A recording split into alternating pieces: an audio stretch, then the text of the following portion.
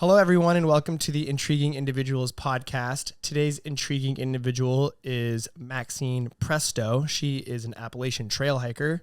She is a Pacific Crest Trail hiker, and she is soon to be a solo Continental Divide Trail hiker.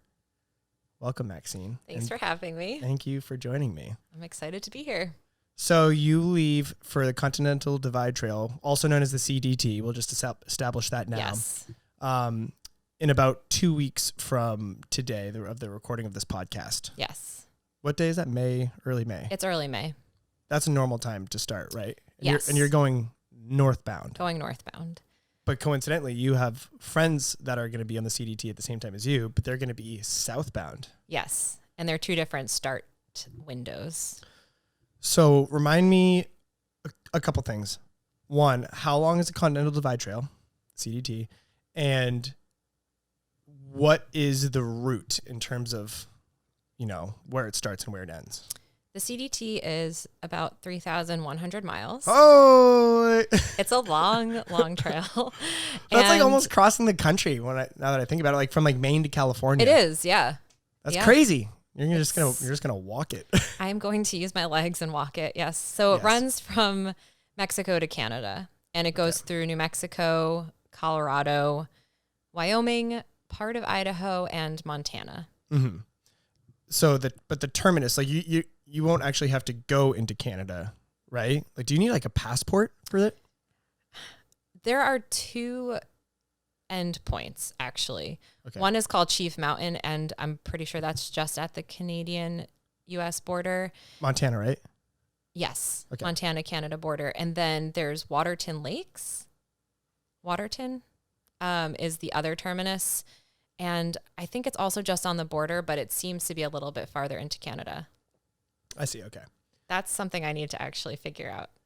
And it's unclear to me. Oh, wow, really? Yeah, I guess you're just going to find out. But you don't actually start in Mexico.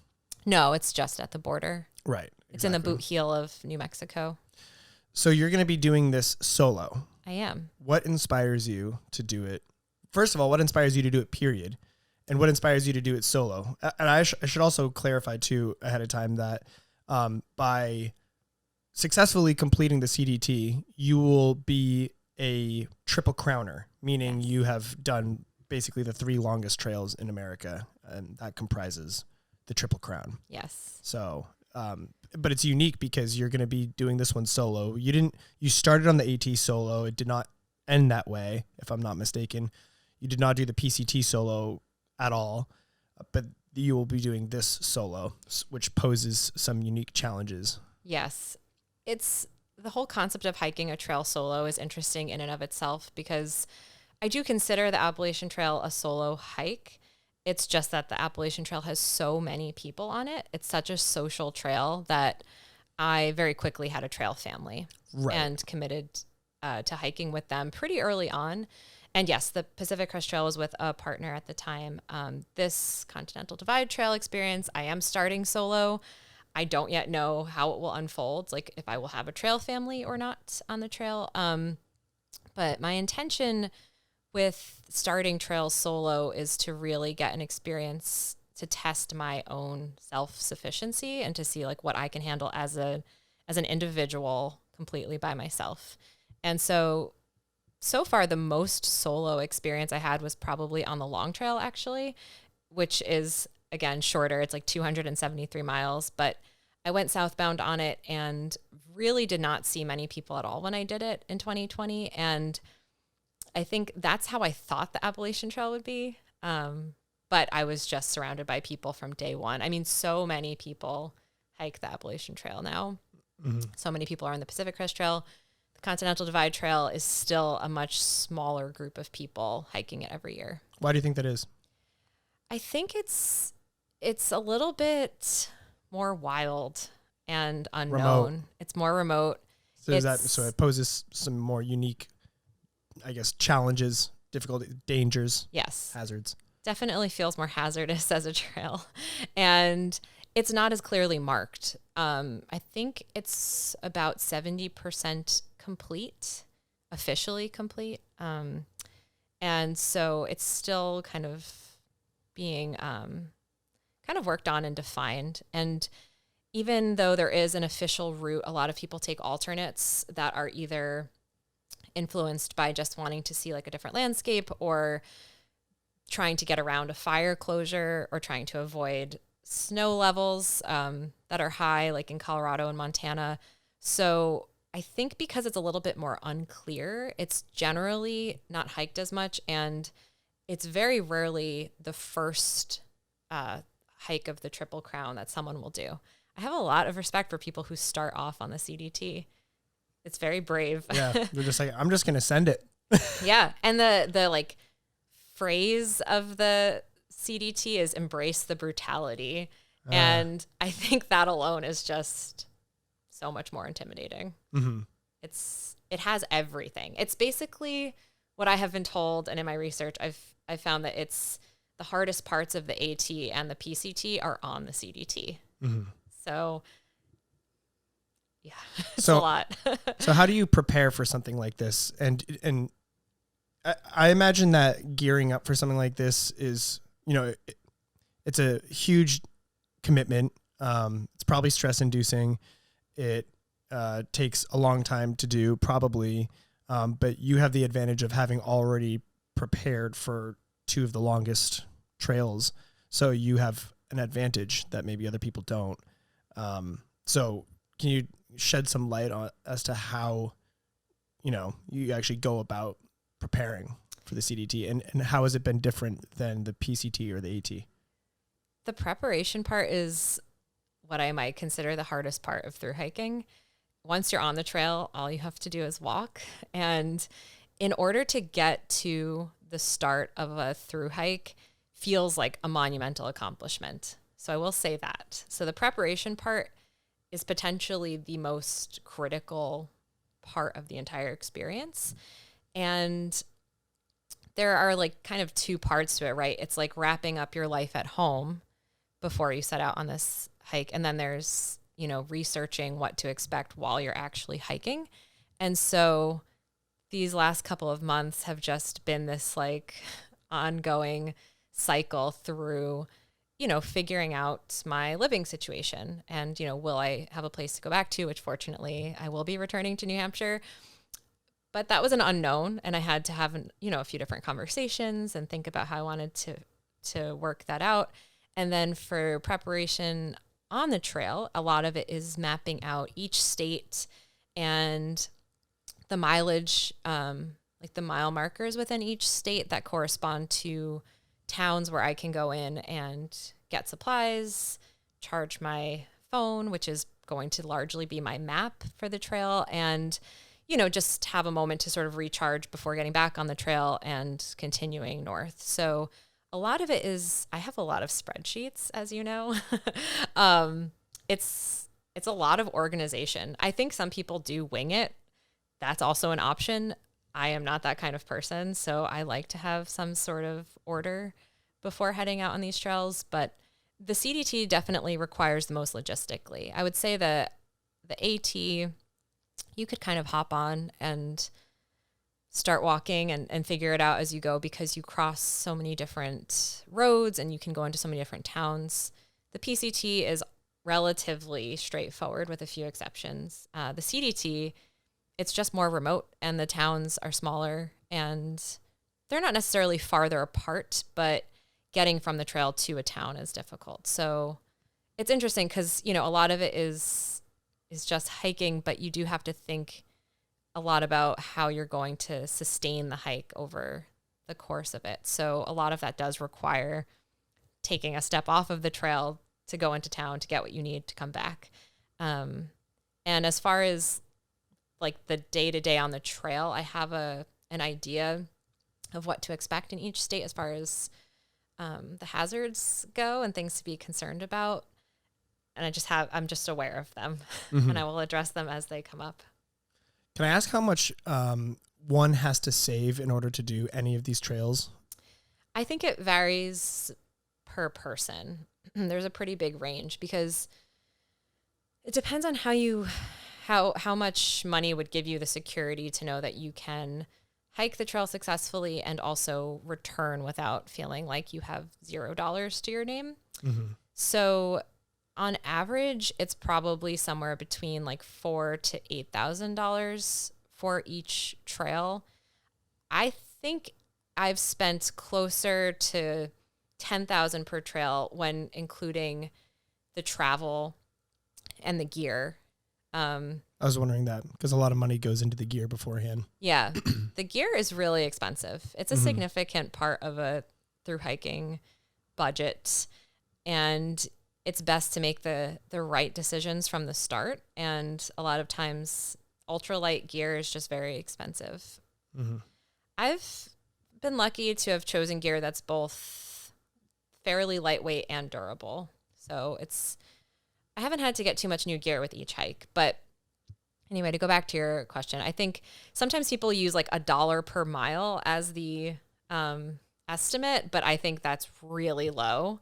That might cover costs if you're willing to almost never stay anywhere in town, or, maybe get most of your food from hiker boxes, which are like boxes of people's discarded food in town.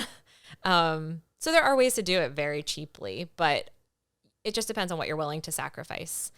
I'm willing to sacrifice comfort for the most part, but I do like to have enough saved so that when I return from the trail, I can guarantee that for like 2 to 3 months while I find a new job and get reestablished, that I'm not stressed about money in the process. What you mentioned hiker boxes discarded in town. Where would you acquire said box? Like at a hostel? Usually at a hostel, sometimes in random places. Like I think I've seen one in a post office before, but usually like hostels and any sort of like in town, I guess, locations where hikers would tend to congregate. Do you tend to stay at hostels when you go into towns? Hostels and kind of like cheap motels. There are probably more hotels than hostels on most of the trails. And they tend to have hiker rates, and people just sort of gravitate towards certain ones within a town. Is that where you meet most people when you're on a hike, is in town, or is it typically actually on the trail itself? I'd say it's typically on the trail. You meet a lot of people. Sometimes in town, you'll bump into people you haven't seen before and realize that you've been just a day apart or something along those lines. So yeah, it's usually meeting people on trail itself. What if you ended up meeting people on this trail that wanted to like accompany you? Would you struggle with that because you'd rather be solo, or would you embrace it, or do you think it'd be a little bit of both? That's a big question, and that's something I think about a lot because I do feel somewhat protective over hiking solo, but I think it would be doing like a huge disservice to the experience to sort of create a barrier between myself and people, because at the end of every trail, it has always been the people that are the most critical part of the experience. And so in a positive way. Positive. Yeah.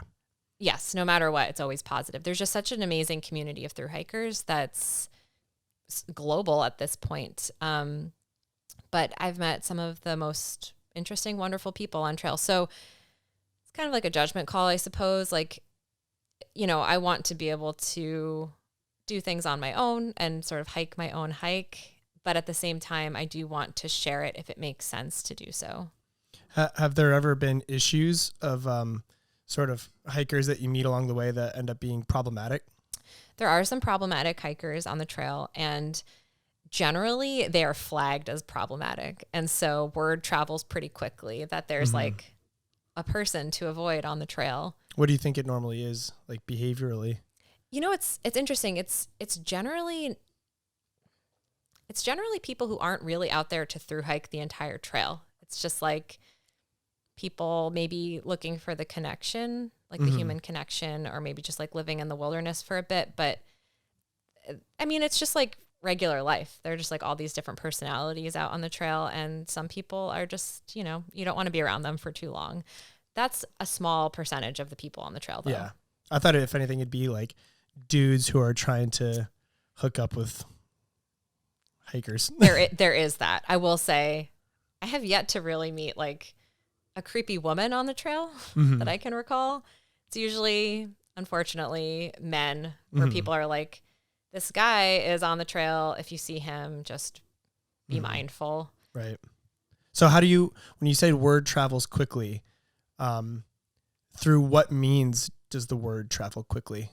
Like, is there like a Facebook group, or is there some kind of app that you use to communicate with other hikers on the trail? There are a few different things. I think word of mouth is huge, but also people on these trails really use Instagram a lot now. So I will say that that's probably like, for something like that, would be the most likely place to find that kind of information.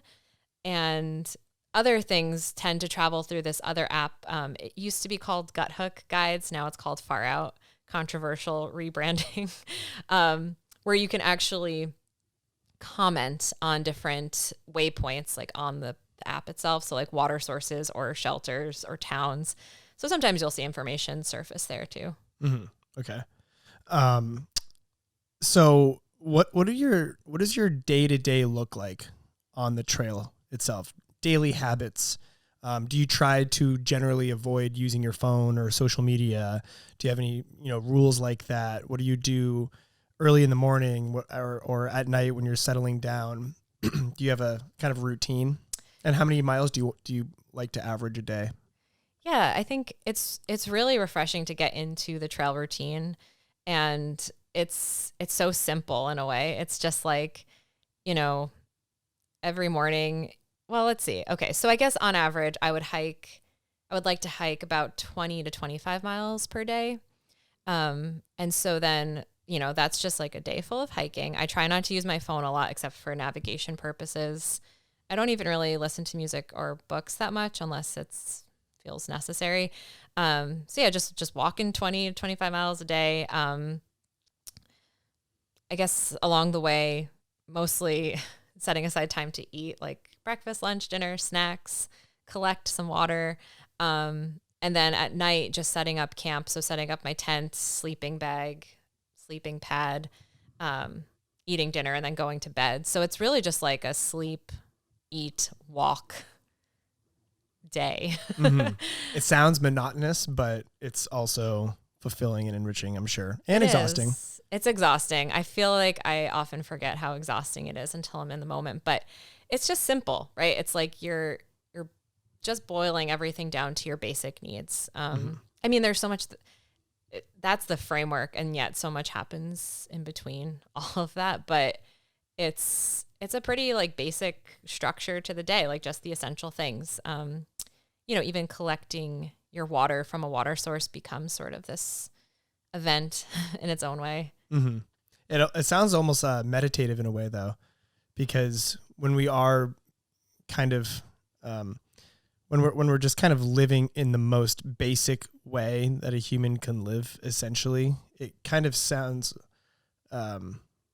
liberating, I guess, because we're all tethered to the digital world, and we're all tethered to a myriad responsibilities, and to be stripped down to the absolute basics on a trail that challenges us physically and logistically.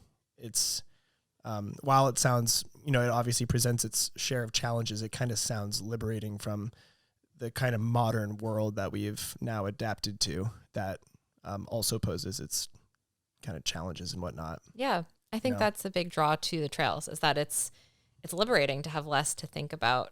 Mm-hmm. I mean, the stakes are higher. I mean, every day you're actually worrying about surviving in a way. Sometimes it's more straightforward than others. Sometimes it's really not a concern. But I will say there have been many days on each trail where I was like, I hope that I live today. So it's easier, but somehow that feels easier to sort of conceptualize and worry about. It feels more, meaningful in a way, or at least more tangibly meaningful. Would there be certain circumstances that you'd be in or conditions that you'd face that would make you feel that way? Like, yes. Thunderstorms or hazardous conditions, or, places where you might be encountered by a bear or like a wolf or something? I've yet to see a wolf. I have heard there are wolves in Colorado. I don't know if that's true. Yes, I'd say typically weather is a big source of stress. and sort of any sort of intense like snow. Snowpack is a very big issue on the PCT and the CDT. It's really not something you have to think about as much on the AT. Although I will say, like, another thing is probably actually, you know what, rain and cold are probably the biggest threats in my mind because of hypothermia. Yeah, like hypothermia is very real. I feel like that's a very like rational fear to have because it can just happen so quickly. And those have been the times when I've been cold and wet. Those have been the moments in which I'm the most afraid, honestly. I believe it. I was actually going to ask you how you coped with those kinds of days and how you prepare for those kinds of days, and you know what it's like to do your routine and to walk 20-25 miles when you're stuck in like freezing rain and stuff. It just sounds like quintessential misery in a lot of ways. And I'm sure it is, but you know, maybe some people embrace it more than others, but it actually does pose a real threat and can just make, especially when you have it for days straight. Like, how do you cope with it when it goes on for days straight or even longer than that? You know, it's definitely deep misery, but I remember such distinct moments on the Appalachian Trail in Virginia. I think I had 23 consecutive days of rain, and that was a really long stretch. And even in those storms, I still just would take a step back and be like, first of all, this is voluntary. I am choosing to be here. Second of all, this is still better than being stuck working behind a screen, let's say. Like, I will take the downpour and thunder and soaking wet socks over sitting in one spot. That's my timer.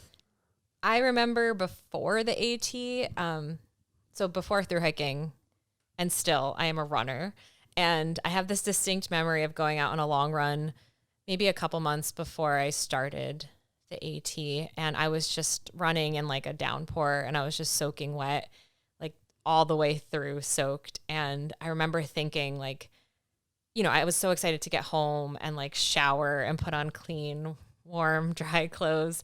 And in that moment, I was like, oh, there are going to be so many moments on the trail where I am just soaked and there's no shower and there are no dry clothing, no dry clothes. And I'm going to have to deal with that. So a lot of it was mental preparation, like just knowing that I would encounter that and thinking through it like, okay, well, how am I going to handle that mentally when that happens? And the only thing I landed upon was just like, okay, having an extra set of clothes if I need it. And also just embracing it to some degree. Like, this is a choice and I am lucky to be out here and I will make the sacrifices needed to do that. So how do you stay dry? So I do carry a decent rain jacket. It doesn't always keep you like completely dry, but it will keep you warm. And so I learned the value of just having like a good waterproof layer, even if it's just to you know, delay getting completely soaked, and then having another layer to keep you insulated to some degree. So, and then you have a pack cover that keeps it dry, your pack dry, right? I don't use a pack cover, but I do use a pack liner. It's basically like the same thing, but inside instead of outside. And so that keeps everything within my pack pretty dry. A lot of packs now are waterproof. Mine's like water resistant, which is decent enough. The most critical things to keep dry are your sleeping bag and also like another set of clothes, like clothes that you would sleep in. Right. Do you not use a pack cover just because it makes it difficult to access your pack? Yeah, I used a pack cover on the AT and it didn't work that well. So just like, more annoying than it was more worth? Annoying than it was worth. And then the PCT was relatively dry in comparison. I just realized that my pack would dry pretty quickly. I am potentially going to use a new pack on the CDT, and that one is actually waterproof and seam sealed.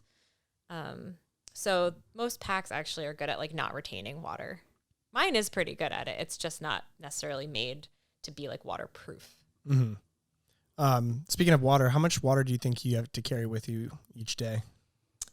It depends on where you are, but in New Mexico in the desert, it's pretty dry and the water sources are pretty spaced out. So at a minimum, I will always be carrying 2 liters, but I think it's going to be more like 4 liters at a time. And water is very heavy. It is like the heaviest item, but the most worth carrying. So there might be some long carries, but I think my strategy is always to drink as much as possible, like at the water source itself, and then carry at least 4 liters if it's like a really dry section. Yeah. So you drink a lot of water at first, and then you store your pee in a bottle, and you keep that in case you have to drink it. Yes. Worst case scenario. Well, yeah, you drink a ton of water, and then it's really clear, and then it's like basically not even pee, and then you can just keep it for a while in case. It's like basically filtered water. It's good. I'm assuming you probably haven't gotten close to those kinds of dire straits. I would. I wonder how many people are drinking their pee on the any of the trails. I don't know. That's a good question. I wonder, I mean, if it happened anywhere, it would probably be on the CDT also there are so many trails other than these 3. So I should say that, like anything desert, like maybe the AZT. Mm-hmm. I know, I'm just like reminded of that book, Between a Rock and a Hard Place, which you didn't read. I did not read it yet. And Aaron Ralston, the canyoneer / climber, he was forced to drink his own urine because he was stuck in a slot canyon for days and days and didn't really have any water at all. So then when he basically ran out, he realized first he actually peed a little bit, and then realized, oh wait, I need to save this because I might run out completely. And yeah, the dude had to drink his own pee. It sounded gross. I hope it never comes to that. I do too. That will be a bad day. That will be a very bad day. There are a lot of like questionable water sources, I will say. Yeah. Do you carry a water filter on you? I'm assuming, right? I do. I use the Sawyer Squeeze, which is probably the most popular water filter at this point. I think that's Have you ever used one? Yeah. I got a Sawyer. I don't know if it was the Sawyer Squeeze, but I got a Sawyer for the Allagash River. Okay. Because it's very, very, very remote there. And so, when me and all my friends are canoeing / kayaking the Allagash River for 4 days or something like that at a time, then yeah, we would just try to find water sources and we would just filter the water every time. I kind of liked it, even though it was laborious and time consuming, kind of tedious, it just takes a while to do, but I'm like, oh wow, this is what it feels like to be in survival mode. This is cool. I know. I've always liked collecting my own water, even if it is exhausting at times, because it just feels so real. I'm like, I am sustaining my life out here. Yeah. It's like, when else do you have to filter your own water? I mean, obviously people put water filters on their faucets at home and stuff like that, but it's like you're out in the wild and you have an actual water filter and you need it. Or if you don't do it, then you're just going to, possibly risk giardia, which that other hiker that I interviewed got for like a month. And that sounded absolutely miserable. Sammy Potter. Oh my gosh. The dude was sick for like 3 weeks or something. I've heard vomiting every day on the CDT or whatever it was. Maybe PCT. Giardia sounds so bad. And Giardia is the reason why I'm bringing up a backup water treatment on the CDT. So I'm going to carry Aquamira, which is like these little droplets that I think that they kill more viruses even. And so it should be a good backup. So like I'm going to filter my water through a Sawyer Squeeze and then treat it with Aquamira, at least for New Mexico, because you're getting water from like cow troughs and just still water sources. So like, in the High Sierra on the PCT, you have these like clear raging water sources. So you don't have to worry as much. I mean, I've always filtered my water. This is like a controversial topic. Some people like do not filter. Why? I will never be that person. Do they think it's like cheating? I don't know. Maybe. I think it's more so it's like an extra thing to carry, right? So it's lighter to not carry a filter. And also I think some people just think you don't need to do it. And I mean, in some sections that's true, but I would not drink water straight from a cow trough or anywhere along agricultural lands. Mm-hmm. That seems wise. Yeah. Filters are so light though. They're only like 3 ounces, but every ounce counts. I know. I've heard of like ultralight people backpacking who like cut off a huge, like their toothbrush handle just to like shave off some weight, even though obviously that doesn't weigh almost anything, but just things like that. Anything that they can trim down to almost nothing, but not like that, I'm assuming. I'm Or not, are you a little like bit? that at all. If you are, it's not an insult. I'm just saying, like, I mean, you probably do. I'm sure you do try to keep it as light as possible. I mean, you're a 5 foot tall, tiny person who I'm sure you don't really want like a ton of weight on you, generally speaking. Yeah. I try to keep things light. I have cut the handle off of a toothbrush. This time around, I just bought a smaller toothbrush. It's really tiny. It's a tiny toothbrush. It's a baby toothbrush. Baby toothbrush. Just like your baby beers. Yes. How much do you think your pack weighs? Oh, so in full with water and food, or just because there are a few different ways to look at this. I guess, yeah. Like in totality. Yeah, in total. Probably 25 pounds at the most. That's, for like a 5-day stretch. That's really light to me. When I did the Pemi loop, dude, oh my gosh, I'm pretty sure my pack was like 50 pounds. It was dumb.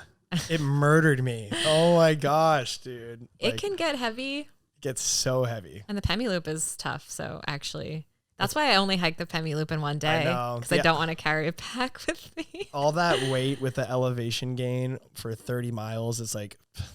That's hard. I want to do the Pemi loop again sometime. I'm in no rush to do it, but I need to do it differently. Single day. Because, yeah, honestly, you might be right. I am. Whenever I see people hiking it with a pack, like camping along the way, I'm like, I'd rather suffer for one full day. I think that makes sense, but at the same time, like, I really do get joy from camping in the wild and sleeping on mountains and sleeping by trails and then just waking up and doing it the next day. Like, you enjoy doing that too because you've already. Do I? Yes, I do. Yes, you do. You've already done these long trails, and I like doing that. I like doing those 2 or 3 day long, backpacking kind of ventures. But with something like the Pemi, it is a little different. The Pemigewasset Loop in New Hampshire, just to be clear, the reason why it probably is better to do it in a day is because of the elevation gain. And when you add a lot of when there's like 9,000 feet of elevation gain for over 30 miles, and you have a 50-pound backpack, it's like it doesn't even make sense. So it's better to do 2 or 3 day long, backpacking trips. If you have a bunch of weight on trails that that don't have 9,000 feet of elevation gain. Yeah, and 30 miles like that. Hiking in the Northeast is so much harder. Really? Oh yeah. Well, just because of it's not flat. It's not flat, and it's just the trails are designed differently, so it's generally a lot steeper. And so I think any backpacking you do in the Northeast, especially in New Hampshire and Maine, is going to be tough. So yeah, keeping like the pack weight down is really key in any scenario. Because I think you're supposed to carry, or your pack weight should not exceed like a third of your body weight. I guess that's a rule of thumb, but people really suggest just there's a thing called like base weight, which is everything in your pack. It doesn't include what you're wearing, and it doesn't include consumables like food, water, or fuel. And that's how people measure like their pack weight. And some people have base weights that are like sub 9 pounds or 8 pounds. And that's what you call an ultralight jerk. Oh, yeah. I'm just kidding. Light. I have friends who have really light packs like that. My base weight is more around 12 pounds, I'd say. Because there are a few things I'm not willing to sacrifice in terms of gear. And it's just a constant battle with choosing what you're willing to live without. And not packing your fears, which is what a lot of people do. And it's easy to do that. And packing your fears are heavy. Oh, your fears. So you pack your fears. Basically, it's anything you're carrying because you're afraid X, Y, or Z will happen. Okay. And so I do that often. It's very common to do. I still do it. There are certain things like I still have a freestanding tent. So I can set it up anywhere. A lot of people now use like tarp-like tents where you have to stake it out in order for it to stand.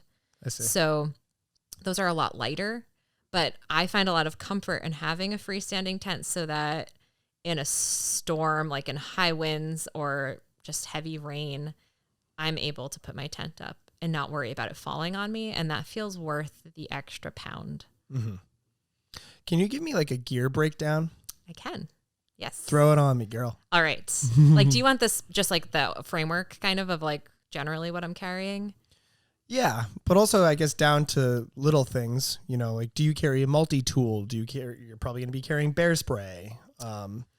Just all the little things. That's a good. Okay, so some sections of the trail I'll be carrying different items, but so the main items I'll have though are my sleeping bag, sleeping pad. My tent, sleeping bag, and sleeping pad, my pack itself, and trekking poles. Those are like a constant. And then I have electronics, like I have my phone, I have a small camera, a Garmin inReach so that I can sort of check in every day. And if I have to press an SOS button, I'll have that. And then like an external battery pack and a headlamp. Electronics are a strangely big part of the whole thing. So like, yeah, so I have like my main gear, electronics, all my clothing, and that stays pretty consistent.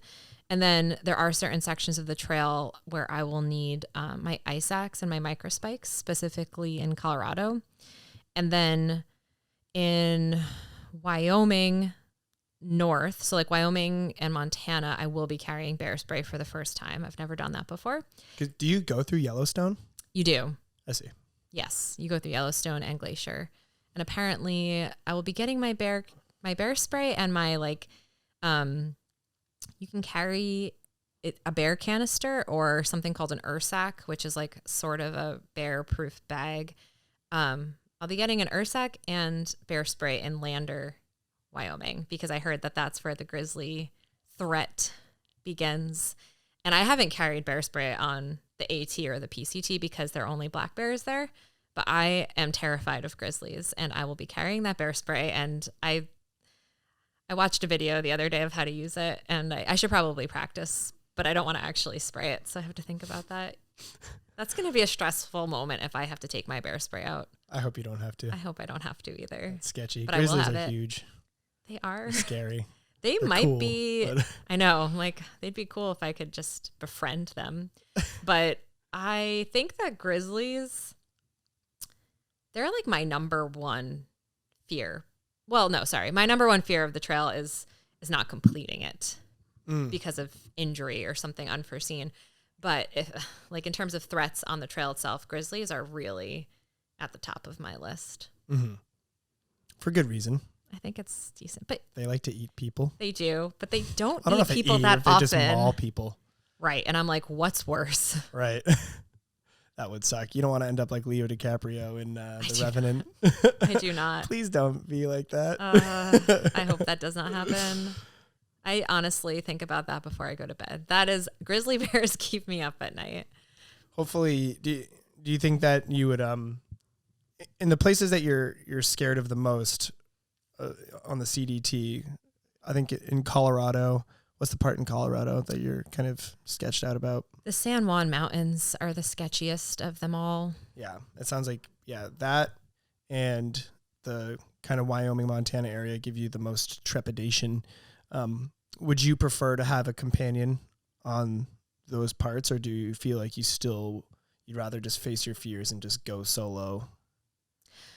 That's a good question, because there is a safety element to having companions on the trail, right? Like, it is not advised to travel through grizzly country alone. And that is something that I take seriously because, yes, okay, I want to prove to myself that I can do these things on my own, but how much am I willing to endure for that outcome? So I am hoping to have a good friend of mine join me in the San Juans, or at least have like other thru-hikers around me for that kind of snow travel. And then I hope that by the time I'm in grizzly country, I'm also with a decent group of people. I prefer to not do those things alone just because I don't think it's wise in some ways. So we'll see how that unfolds. But if my only option is to do it alone, then I will be doing it alone. So it won't stop me, but I would prefer to have people around me. And I said that so confidently to try to, encourage myself to believe it. But yeah, like I didn't go through the High Sierra on the PCT alone, and I would not have, because the year that I hiked it was 2019, and it was like a record high snow year. And it was legitimately dangerous. Not even just the snow, but the way that the snow melt caused all of the rivers and creeks to flow. It was just like very deep, very fast water. And being a 5 foot tall, small person, it's not wise to try to ford rivers like that or creeks by yourself. And so I did not go through the Sierra alone, and I wouldn't have really. People have died, actually. 2 small women died, I think, in 2017 on the PCT, which was another high snow year. And yeah, there's just certain things you don't do. Were both deaths in the high Sierras? They were. I can't remember if they were both in the same water source. Is it just like a very remote area with a lot of, I guess, running rivers that you have to ford? Yeah, it's a remote area. There are a lot of high passes. Like the other threat is the height of the passes there. So you're at like 12 to almost close to 14,000 feet. So just like all of the snow melting from those mountains, I think it just funnels into the streams. So it's just raging water. What month were you there? I was there in June. So it's like you think June is summer and that there's no snow. That was like the summer of snow for me, because I entered the Sierra on May 31st, and generally people aim to get there mid-June. So like a little early in a high snow year was, challenging. I think it worked out for the best, honestly, but it was a stressful time. And every day every day had at least one moment where I thought I might die. And I don't think I'm being that dramatic about it. Like I legitimately had moments where like traversing these passes, like it was just like a very like narrow ledge basically with a drop off, to my side that was like thousands of feet drop off. And you're just walking on this like little snowy path with your ice axe out ready to fall. It was stressful, but honestly, looking back, it's like some of my favorite memories, and getting to see the Sierra in those conditions, it was so beautiful. I mean, everything was just snow covered and just, hard to perceive as reality. It was maybe some of the most beautiful landscapes that I've seen. Would you say that part of the PCT was the scariest? Yes. Of the hike? Definitely. It might have been the only scary part. In fact, I think that the PCT would have been fairly easy had it not been for the Sierra. So in that sense, I'm grateful for it, because I think this is true for all of the trails, maybe for life. I don't know. But like the hardest parts end up being the most memorable. And my memory of them has been like rewired to see it as such a positive, even though I was so scared.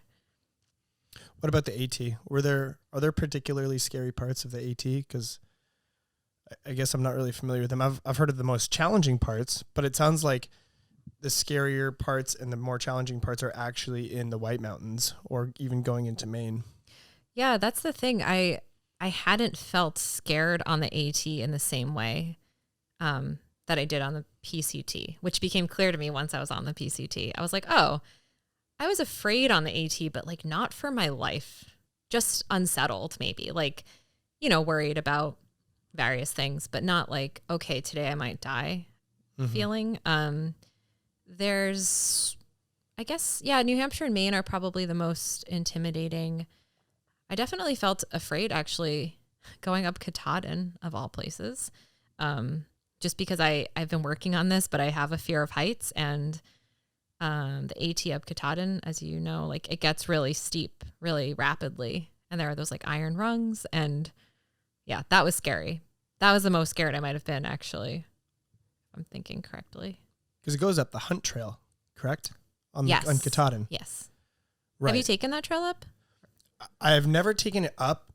Quite frankly, I'm not really that interested in it, weirdly. That's fair. But I have gone down it, and I think I was telling you kind of recently that actually approaching the Hunt Trail, descending back in, I think it was 2013 that I hiked it, was probably one of the scariest moments I've had on Katahdin, because I was with a friend and we got I don't want to say we got separated from the rest of our friend group, but like we just decided to go ahead while our friends were just hanging out on the summit. It was a rainy day. It was cloudy and foggy. And then as we approached the top of Hunt, me and my buddy Tim, we were like, there's no way that this can be the beginning of the trail. There's absolutely no way, because it felt like we were approaching the edge of the earth, because it was so cloudy and foggy that visibility was basically like several feet. So it felt like if we just took one step forward, we were just going to fall off the mountain. And we were absolutely terrified. And I have never even seen him that scared before. So as we're like starting to hike a little bit down, like, you know, just taking it step by step and hoping that we're going in the right direction, because we can't see anything. We can't see markers or trailblazers or anything.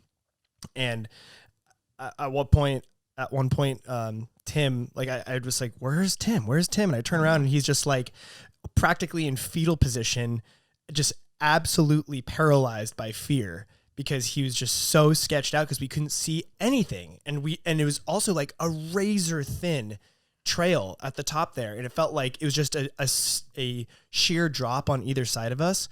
So I'm like, oh my god, dude, it was so sketch. But then the further we got, it started to clear up a little bit more, and then our friends / my brother who was with us, you know, they came and they were all like rallying. They're like, yeah, boys, let's go. And I felt a lot better in Honestly, that moment. Having people around you helps, but even it doesn't help that much, because seeing someone else afraid is also unsettling. It is, yeah. It's like we were both equally terrified. Yeah. And he didn't give me any sort of relief from my own fear. So it just probably exacerbated my own fear. And so that was probably the most sketched I've been. I mean, I've definitely been sketched on Knife's Edge before, but I feel like I just genuinely don't want to hike Katahdin without doing Knife's Edge, because it's just such an iconic part of the mountain, and it feels incomplete to do Katahdin without doing Knife Edge. It's technically called Knife Edge, I think, but everyone calls it Knife's Edge. I'd rather call it Knife's Edge. Yes. Anyway, Knife's Edge.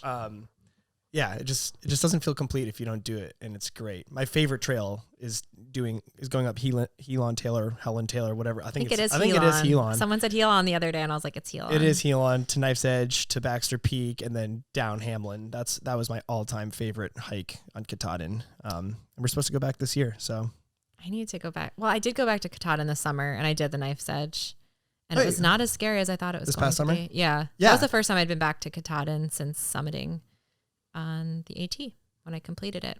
When did you complete it? Was it September 8th, 2018. Okay. Yep. Yeah. Actually, the end of September for me is my favorite time to go. Oh, up there, yeah. because it's fall. Basically, fall starts up there sooner. It's just so beautiful, and we've always had the best conditions up there around that time. I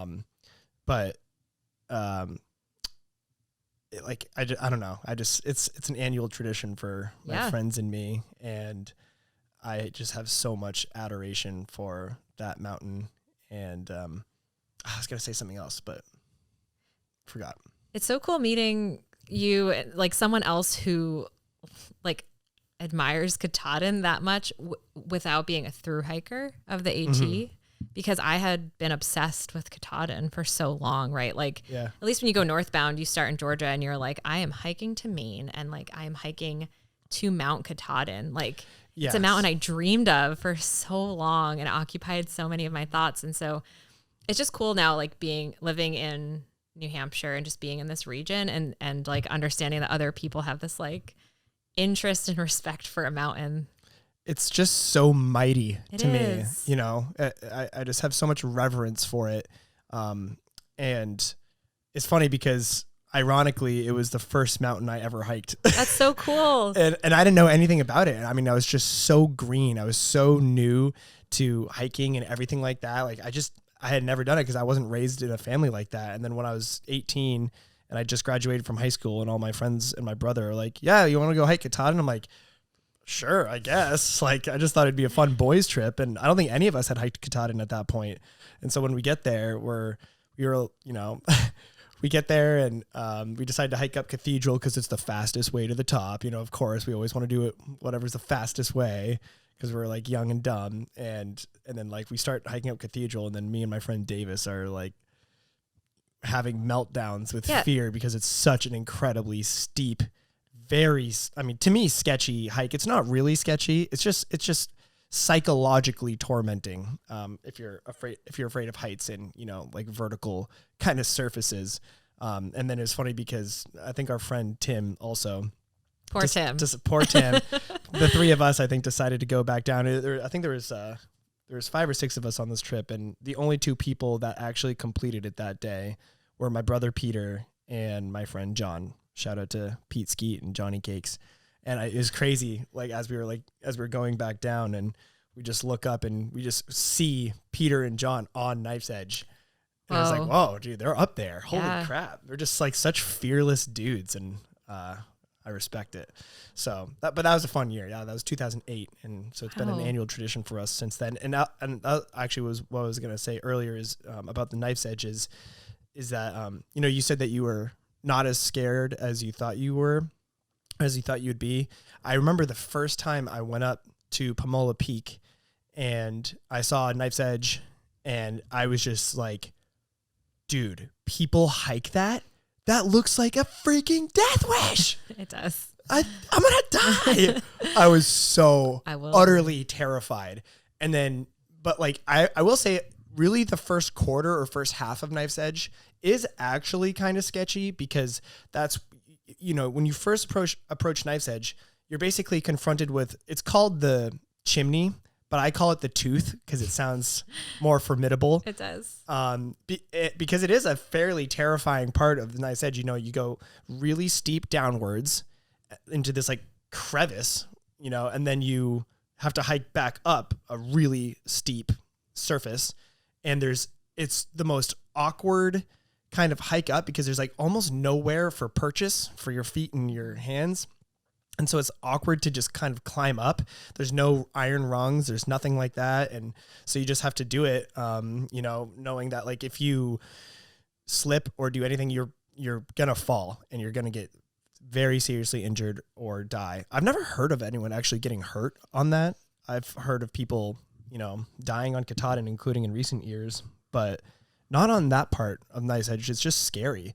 And then you just keep going. And for the most part, it's not really that sketchy, even though it is kind of a sheer drop on either side of you. But then the next sketchy part is this. And it only takes like 2 seconds, 3 seconds when you kind of have to shimmy across this little ledge. And it's sketchy because it's like, it's a really narrow surface. And on your right side is just an absolutely sheer drop. Like if you slip and fall from that ledge, you'll probably just keep falling and falling and falling until you get to Chimney Pond. Yeah. So it is sketchy, but it is. After that, it just feels like you're on this amazing plateau where you can just see everything around you, and and it's really wide, so you don't feel unsafe. And that's why I'm just like, man, Knife's Edge is so special, and Katahdin is so special. I just love that mountain so much. It's so cool. So anyway. I know, like, Katahdin. Yes. Maybe one day we'll be able to hike it together. That'd be cool. Maybe if I finish the CDT in time, I won't miss the fall in its entirety here. Mm-hmm. Yeah. I'll keep my fingers crossed for you. I want to talk about what it's like to be a female hiker, female thru-hiker, because I mean, even though I don't really necessarily want to take that approach, like women do have unique challenges on the trail, you know, compared to men. You know, at least one of them being I know this is going to, sound intimate or personal, like women menstruate. Oh, yes. And that poses a challenge for women, I'm sure. So it's like even more things that you have to probably carry with you to prepare for that. I don't know if, I don't know, I'm sure like a lot of women thru hikers might feel, I don't know if they or you ever feel or have felt any sort of trepidation about men on the trail, like you're stuck with some dude who doesn't want to like leave you and you don't feel like safe around him, or, you feel they're creepy or whatever. I just feel like, it's different to be a female thru hiker in certain respects, that in ways that men don't really have to sort of endure. You know what I mean? I do. Can you shed some light on that? Yes, I actually, as you're talking, so there are definitely more fears. I think, I think women, well, I don't want to speak for all women, but there's definitely the fear of like creepy men on the trail. But, and menstruation is actually a very interesting part of it, right? It is harder to thru hike while bleeding. It's just another thing that you have to attend to, that you have to maintain. And it's another thing, but we do that in regular life too. You have to like discard things, and you have to, yeah, I think some girls just like approach that part of nature a little differently from each other, but still. I have a lot of, that's a whole other topic. In terms of gear, women's specific gear. Right. But I will say, as a woman, I think the hardest part about thru hiking is having, my capabilities questioned. And this is a small part of the experience, but I have encountered men who are very much like, let's see, like one time I was hiking with my good friend, Big Brother, and I ran into some other people. I wasn't with Big Brother, and they were like, oh, like, where's, like, you were hiking with your protector. Or like one time I was hiking with someone else, and then I wasn't with them, and some guy was like, oh, where's your chaperone? And like nothing makes me feel more rage. The strangest way to phrase that. Why don't you just say friend? Or boyfriend? They could have assumed they weren't even my boyfriend. Well, I know, but they could have. That's like, it's easier to assume that than to assume that this guy is just your chaperone or your protector. Like, that is so utterly patronizing and bizarre for him to just assume that he's your protector. You know what I mean? And not like your friend or boyfriend. Yeah. I honestly, strange. I would even be offended if someone suggested like, oh, is that your boyfriend? Because it's like, what, you think I can't be out here by myself, solo lady? And so I don't really get too angry about like things in general, but for some reason this really irritates me because, I was even with another male friend, and some guy like off trail was asking us about the Appalachian Trail. And he was like, oh, how'd you convince her to hike the AT? And I like almost lost it because I was like, excuse me, sir, this has been my dream for many years. This person did not drag me out to the trail. And like women get that a lot. Like there's a man and a woman hiking together. A lot of times like another guy will come up and be like, oh, how'd you drag her out here? Because they just assume like you're all like these princesses or something like that who can't endure wild, circumstances. And as far as he's aware, like you could have been the one to convince the guy. Right. Well, that's the thing. And actually, I do know a lot of women who are convincing their like male friend or partner. You know one right now. I do. They can remain unnamed. And so it's just so funny to me because I feel like I'm getting riled up. I need to rope it in because it's just something that's so so offensive, right? Mm-hmm. And prevalent. Like common. And it happens. And I mean, I would say like 99.9% of the men I've met on trail are actually very supportive and they treat women as their equal.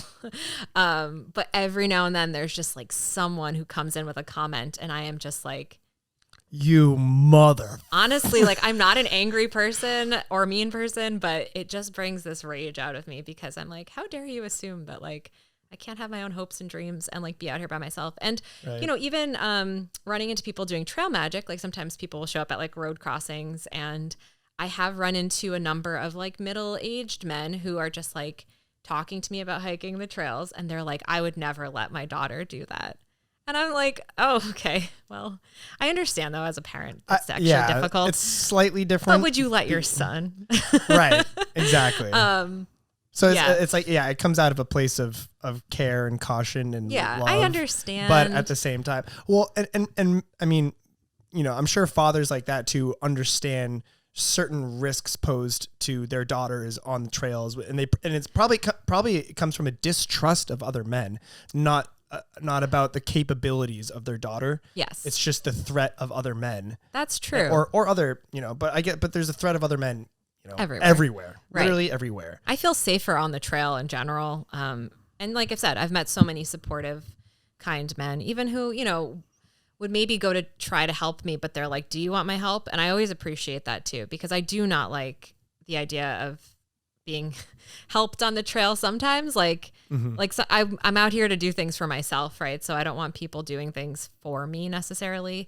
Yeah. Eventually it becomes a communal thing where not only are people doing things for me, but I'm doing things for them. Like I'm collecting water for people or hanging a bear bag. Just That's doing very favors. normal. Yeah. Because you're just like, you care for the people around you out there too. Yeah. But every now and then there's also the just like, oh, I'll do that. Like, do you want me to, do you want me to carry your pack concept? I can't handle. I know. I kind of learned that the hard way with you. I didn't ask to carry your pack, but I was just trying to be a considerate gentleman when we were hiking up the Franconia Ridge in New Hampshire a couple months ago in February. And there were some awkward kind of crossings, I guess, with like these rocks and slippery surfaces. And I was just trying to like offer a hand, like, hey, you need help? Like, I accepted. You might have, but I think it got to the point where I could like sort of detect the, not like resentment, but sort of agitation. Like, Garrick, I am a capable human being. I can do this on my own. And I wasn't questioning your aptitude. I was literally just trying to be, a nice person. I have softened to this concept of people trying to be nice people, men trying to be nice people while hiking, because I recognize now it's not like an offensive thing. Right. For a couple years, I was like very adamant about no help from men, which is, I've let go of that to some degree, because I'm like, you would help anyone, right? Like it's not an offensive. Yeah. It's not women specific. Like me trying to help you just because you're a girl. Exactly. It's literally just me trying to, because that's the thing about being a guy, especially like in this era kind of is, with things like that, it's like you're damned if you do and you're damned if you don't. Yeah. If I don't offer help, I look like an asshole. If I do offer help, then I look like I'm. It's like a patronizing attempt to like question your abilities. Right. You know what I mean? But so it's like, oh, I just can't win either way. Damn it. Can't win. No. Lose. But I will say that in the wilderness, just generally speaking, not even gender specific, but it is really good to let people do things for themselves typically, especially on a thru hike, right? So, it kind of, if you're on a thru hike, you are basically saying like, I'm out here to survive and see what I'm capable of. And so I think generally speaking, it's good to let people try to do things on their own and not offer help, because it's one of those things like, what if I am alone and someone has helped me across every water crossing? Do I know how to cross water by myself then? Mm-hmm. Possibly not. So it's like, there's a fine line, but it's like, you kind of have to let people, and it's like true in life too. Like you can't do things for people if you want them to be able to do them on their own. It's the classic fisherman metaphor. Yes. Or it's true about teaching a man to fish. Yeah. And that's why I was protective over my solo hike on the AT, because I wanted to prove to myself that I was capable of doing things without help, just because that's important to me to then know that if I get to something scary and I'm by myself, that I have more confidence in my skills. And so that's always been the point. So are there any other challenges to being a woman on the trail besides that? I mean, I think we touched on them. Yeah. There's definitely some more threats, but I think it's more perceived threats than actual threats. Mm-hmm. Well, yeah. And it's funny because you mentioned,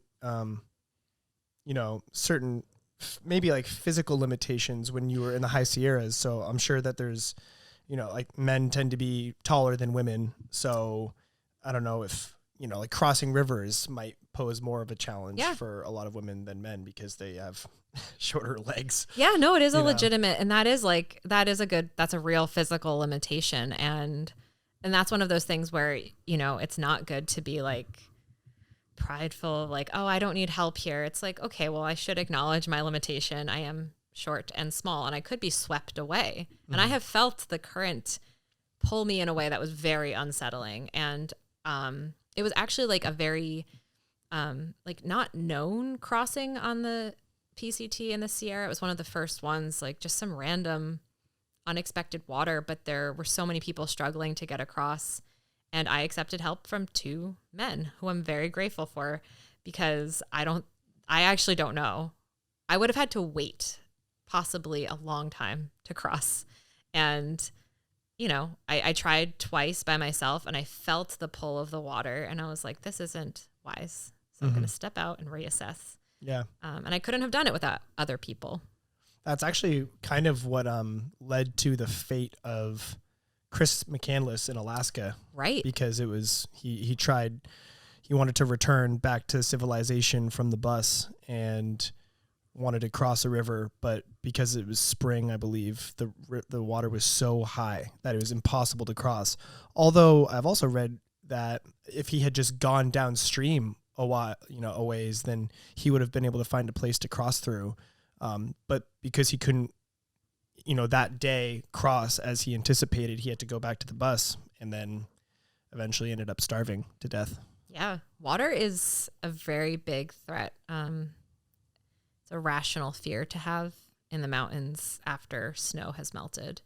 And a lot of times, though, I guess my biggest takeaway from the Sierra, again, like doing things and learning from them, is that sometimes crossing dangerous water just requires patience and a little bit more effort. So yeah, you walk upstream maybe a couple miles, or maybe downstream a couple miles, just to look for a better spot to cross. And there's usually a better spot. So I will always walk far out of my way to find a spot that I feel like 100% confident crossing, than just being like, well, let's see how this works out, because it really could be bad. Like that has like a very bad outcome possibility. So yeah. So something, switching gears here, something that I find intriguing about you is that you were raised in New Jersey. You're from New Jersey, and you worked a lot in Manhattan, I think for like 6 years or something, in the finance district, if I'm not mistaken. Like in the New York City metropolitan area. Right. So you're kind of like a born and bred urbanite in a way, turned thru-hiker. Yeah. So what changed? Like what made you go from being, someone who's taking a subway for an hour or two each day, to work downtown Manhattan, to a thru-hiker who's now about to venture on your own solo journey on the CDT? Because that's a monumental leap. It is. You know what I mean? Right. It's like, I don't even meet that many people from New York City or New Jersey. Well, New Jersey actually has quite a few people on the trails, but yeah, to go from like city life to mountain life is a pretty big leap. And I will say that all of my commuting days taxed my soul. So like I always felt a pull out of the city. It was just hard to do because, all my friends like still live in New Jersey, or majority of them do. And then just the trap of the job opportunities in New York City. It's a real trap. What do you mean? Like there are a lot of good jobs in Manhattan or the surrounding area for what I do. So I'm a data analyst, and just like, there's just so much there. Where you could just like stick around and make obscene sums of money doing your job and live fairly comfortably, but you recognize that was too soul sucking. Yes. And it was always sucking my soul. I am also a runner. So like the way that I largely coped with that was just running a lot and competing in a lot of races. But I started hiking on the weekends, kind of like in my early-ish 20s. And so I really started to look forward to like the weekend where I'd be outside in nature. And I think the more time I spent outside, the more I wanted to, it's like I wanted more of it and more of it, because it's where I felt the most at ease and the most myself. And I felt like my soul was being filled and not sucked out of my body. So yeah, there are a lot of benefits to living in the city, and occasionally I miss them, but I just find living in nature, and even just like truly living in the mountains now, like that I live in the White Mountains, is just a more reasonable pace to live at. Mm-hmm. Well, the thing too about growing up in the city and living there for a lot of your life and into your adult life is that nature is kind of alien to you. You know what I mean? Because you're so accustomed to a sort of concrete jungle. And so like mountains are alien to you. Trees are sort of alien to you. Like I might sound like an ignorant douche here. I don't really know. But, you know, when you're so accustomed to growing up in like in a suburban environment and in an urban environment, you know, nature, it sounds so alien that it's probably scary because you're so used to the daily city grind, and you're used to, you know, fast traffic and chaos and people everywhere, that to like be in a natural environment is kind of scary because you have become so adapted to, I guess, like modern living or creature comforts. Yeah. And so when you're put in a place that is stripped of all of that and you're kind of returning to more primitive roots, it just sounds kind of daunting, I guess, because you're not used to that environment. They're two radically different environments. They are. And I've always been pulled, though, toward nature. But how? If it was so far away from you? Yeah, I guess physically and even mentally. Yeah. Like imaginatively. Like I know. Books, movies. Thinking about this earlier. So when I was in middle school, we did a field trip to this camp called Fairview Lake YMCA in New Jersey. And we were only there for 3 days, but after those 3 days, I like begged to go back to camp for like a summer. And when I was in high school, I actually finally got to go back. And then I went for like a couple weeks, and then I became a camp counselor there for 3 years. And so the camp is situated kind of at the base of the Appalachian Mountains. So I worked for the like environmental trips for challenge group and would take kids out onto the AT or like canoeing down the Delaware River. And I just like loved being outside and having that connection. So I think that was my first like exposure to like the power of nature. And I felt really comfortable there. And I like loved going back to camp in the summer. And so that was where the seed for the Appalachian Trail was planted, because I remember meeting thru-hikers like while we were out with these kids. And how old were you again? I was in high school. You were high school. Okay. So like sophomore, junior, senior year of high school. Okay. And I just remember like looking at one of the walks we would do is called like the ridge hike. And it took us up to this ridge that overlooked the camp, but it's actually on the AT. So it was really cool. Actually, when I got to that part, when I was through hiking the AT, I like went down to the camp and I saw some of my friends that still work there, and all these little kids cheered for me. It was really like a cool experience to like be back after that being like kind of my introduction. But I remember just like learning like, oh, this trail extends from Georgia to Maine. So like if I'm in New Jersey and I get on this, I can walk to Maine or I can walk to Georgia. And I just was so fascinated by that. So that was like a seed that was planted. But I also like going back to being a runner, when I started like walking in middle school to clear my head.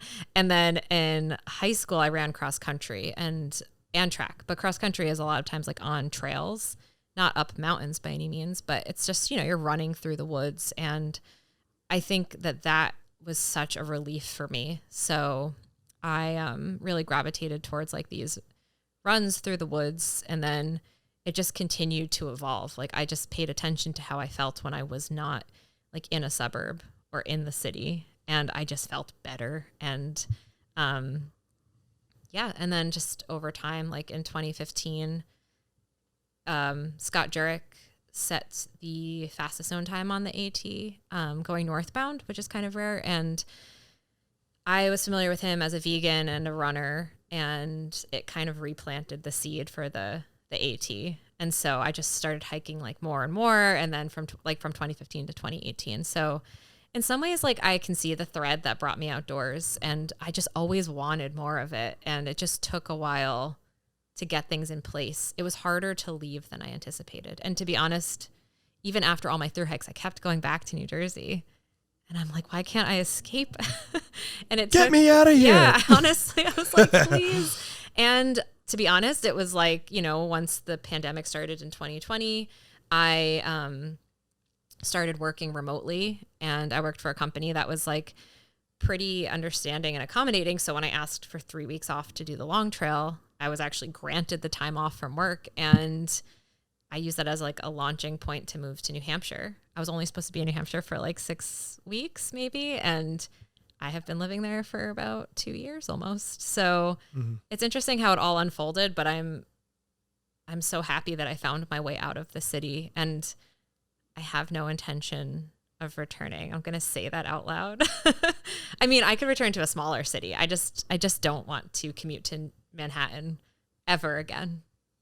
That's understood. Ever. Or understandable. It's funny to me moving up here because some people just haven't been to New York City. Like you went kind of recently, right? But I went in September 2021 for a work-related gig over a few days. And that was my first time there since 2015. Right. And I was only there for like a day in 2015 when I went to Times Square area, the Times Square area for a newspaper kind of convention through my student newspaper at Southern Maine Community College. And before that, I had only been to Brooklyn. Okay. And I had been there, Cool. and I was there like for a few days with a friend of mine. But so I really hadn't spent like that much time in New York. But dude, when I went back in last September, oh my gosh, I had so much fun. That was literally one of the coolest weeks of my entire life. It was so much fun. But I am also very, very acutely aware of how much I also kind of detest this city and have absolutely no interest in living in anything approximating Manhattan or any city like it. Like, I understand. they're so fun to visit. I have so much fun. I really do love going to the city and exploring culture and, you know, doing all that fun stuff. And that's what I like about vacations is when I can mix outdoors adventures with city stuff. But I'm like, it's almost incomprehensible to me that people actually want to live in those places or commute to those places. I'm like, dude, over my dead body. I was just telling my friend yesterday, like, I lived in Portland for 6 years, Portland, Maine, and I refuse to ever live there again. Yeah. Like, I refuse. I go there still, like, at least one or two times a month. I love visiting. I do have so much love and adoration for that city, but I am not living there ever again. Yeah. I'm so over the city. I'm over it. Oh, it's so funny because Portland feels so manageable to me that I'm like, I could maybe live in Portland. It is. It's a small city of 60-something thousand people. Yeah. And, you know, but to me, it's still just I know. it's still the urban environment. I just have like, I knew when I was getting urban fatigue.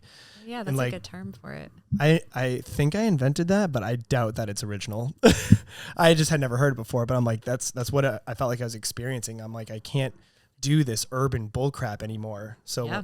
when I was staying at my brother's house outside the city for a little bit, I'm like, this is so peaceful. This is so serene, but I never want to be too far from the city ever. I know. It's hard to find that balance. Like now I live in the White Mountains and it's like 2 hours from every city at a minimum. And I think I like it. I think I'm okay with it, but there are things I miss, and I'm excited to go back to New York City this upcoming week. Also there are a lot of people I care about in that vicinity. So that's part of the job. But just like in terms of the city itself, there are so many vegan restaurants and there's so much live music and there's like an energy. Like I understand why I got sucked back in. Yeah. It's such a spirited atmosphere. Yes. That's actually what I really like about summer here in Maine and in Portland is like, even though so many people resent tourists, which I resent that they resent them. Yes. I'm like, dude, I know that tourists can be a pain in the ass and that they can clog up everything and that they can be entitled or whatever. But I love the spirited atmosphere of summer in Portland when there's so many people and it's fun and exciting and it's, you know, there's just so much energy. And that's why I do like visiting cities so much, because there's so much energy. It's so spirited. You know what I mean? Even though it can also be really annoying and frustrating and people are just, you know, always in your way. you know what I mean? But I don't know. I like it. Yeah. Yeah. There's something about it. And there's just so much more, you know, like in New York City, I could find, like track meets to run. It is very hard to find a track meet, you know, like just random things like that where I'm like, right. There's so many people doing every activity that there's so much of it everywhere. And the music thing, I think, is a big part of it. I do miss being able to see basically like every band I have ever wanted to see. So I know, dude, honestly, like that's that. That's something that I would struggle with, being so isolated from the city. But I still, I'm glad that I got out, and it's been a positive experience for me. Right. So you mentioned a couple times veganism, being vegan. Yes. That's something that I failed to mention at the beginning of this podcast. I also failed to mention what your trail name is, but let's get around to that in a little bit. And the backstory behind that. So you've been a vegan for 16 years, basically since before it was cool or trendy. And before it was cool, yeah. Yeah, you're 34 now. You decided to become a vegan when you were 18, if I'm not mistaken. Yes. And so how do you, I guess, manage that on the trails? Is it difficult to be a vegan on the trails? I mean, it probably sounds harder to be gluten-free on the trails than it is to be a vegan, but yeah. Why don't you illuminate that for me? Yes, you're totally right. It's way harder to be gluten-free on the trail. Some people do it. I don't think being vegan on the trail is very difficult at all because so much of it's so carb-based. It's like the trail diet is terrible, really, regardless of what dietary restrictions you have. If anything, maybe being vegan on the trail has been advantageous in that, like, perhaps I eat more like seeds and nuts and dried fruit than other people. Right. And also, I don't know how, any thru-hiker could even like carry meat with them on the trail unless it's like salami sticks and Slim Jims and beef jerky and stuff like that. And that's what they carry. Right. So that's not great. Right. I think there's something called summer sausage that a lot of people carry. Again, I have no idea, but that and like some hard cheese. But yeah, all of that still sounds, even if I wasn't vegan, I wouldn't want to carry that. So, right. But I mean, I guess there are, if you like delve a little deeper, there's just the concept of like milk being in a lot of things or gelatin being in a lot of things. So, or egg, so like I'm not having any of that. And, I feel okay with my trail diet. Like I feel like it's as good as it could be. This time around, I'm definitely making a more like concerted effort to keep it a little varied and try to eat as many whole foods as possible. But it's like, I remember very early on the AT, just like learning and joking that it's like the dream diet of like a 9-year-old boy. Like, I mean, I'm eating like Pop-Tarts, the ones without the frosting, because the ones with the frosting aren't vegan, and like Sour Patch Kids and Swedish Fish. It's not great. But the healthier things I eat are like, like granola and oatmeal, seeds, nuts, dried fruit, various bars, couscous, beans, vegetables. So like, yeah, I think if anything, it hasn't been a barrier by any means to be vegan on the trail. And if anything, it's kind of made it more interesting for me. It's also really cool connecting to other vegans who are thru hiking. It's like another cool community within a community, basically. I am curious, like, how many vegans have completed the Triple Crown at this point. There's definitely like a growing vegan community on the trails, but I don't know like exactly what that looks like. So do you eat breakfast, lunch, and dinner? I do. Lunch is always a little bit questionable. Is it more like a snack? Sometimes it's more snacky, but there's always a breakfast and there's always a dinner. And they're my favorite. So how do you plan your meals out, I guess? Like I know that you currently have basically a lot of your food or maybe all of your food already packaged and you're like sending them out to all these checkpoints on the trail. How do you manage that? Yeah.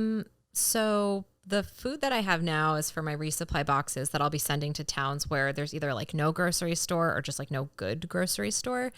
And I have to figure out how much food I have exactly, but it's probably like a third of what I'll need for the whole trip. I may put together additional boxes on the trail, but so it's a mix of like getting those boxes that are pre-planned and then getting to town and going to grocery stores. And I always have like a list in my head of what I need. I've been working with a nutritionist actually in the last couple of months for my life, but also we've been talking about like thru-hiking food and it's been really helpful. And this time I like mapped out my plan of like breakfast, lunch, dinner, and like maybe 5 snacks a day. And like in total, it should be about 3,000 calories, maybe upwards of like 4,000 on some days if it's like a really long day. But so a lot of it is like planning it calorically and then in terms of the weight of the food. And so that's something I'm always sort of keeping in mind and trying to account for. So it's like, it's kind of opposite of regular life where for most people, you're actually seeking like calorically dense food that has like a low volume so that you can just get more calories in less space and less weight. What are some examples? Like olive oil is probably one of the highest calorie items that you could pack, which I recently started packing on the long trail. You can get packets of it or put it in like a small Nalgene. And then like nuts. You're just like chugging olive oil. So I'm not chugging the olive oil. I'm drizzling it on things. Like on my couscous and my beans. I'm just drinking straight olive oil. Yeah. I mean, like just imagine like packets of olive oil that you're just like ripping open, just like. I mean, it's gonna kind of be like that, except I might do it more gracefully.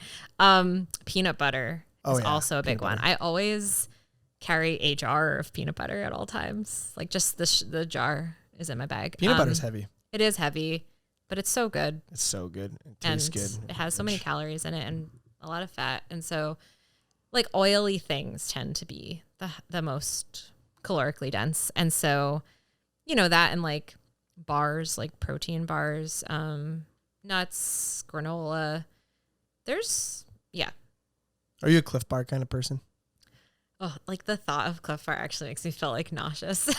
I feel Honestly, like nausea. I depended on Cliff Bars for way too long. And I'm like, I'm so over this soy protein isolate, rich, sugary, gooey snack. I'm so over it. I just had way too many for years. It's obscene. I've had too many. And I just remember being on the PCT and I was so hungry and all I had left was like a peanut toffee buzz Cliff Bar, which I loved. I loved them. And I was just like, I can't eat this. Like I'm starving and I cannot even swallow this. Right. There's only one Cliff Bar I like still, which is like the Sierra Nevada Trail Mix. That's my favorite. I know, it's good. That's my favorite. It's almost like not a Cliff Bar at all. Yeah, it's not really. It's just a collection of nuts and seeds.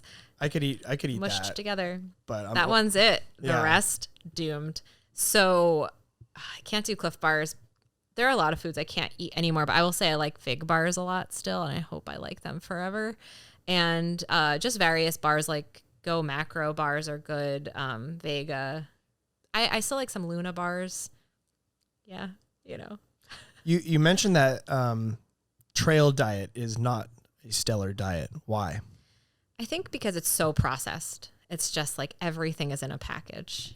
And not a lot of raw vegetables. No. There is actually a guy who like predominantly eats or only eats whole foods on the trail. And he gets like a lot of criticism for it, which I don't understand because I'm like, if you want to do that, that's great. It's just that it's heavier because all of those like raw whole foods have a lot of water in them. So it's just heavier to carry. I thought he was just like carrying huge bags of kale on him or something. I think he might be though. I have to look into him a bit more. Does he look like a pencil?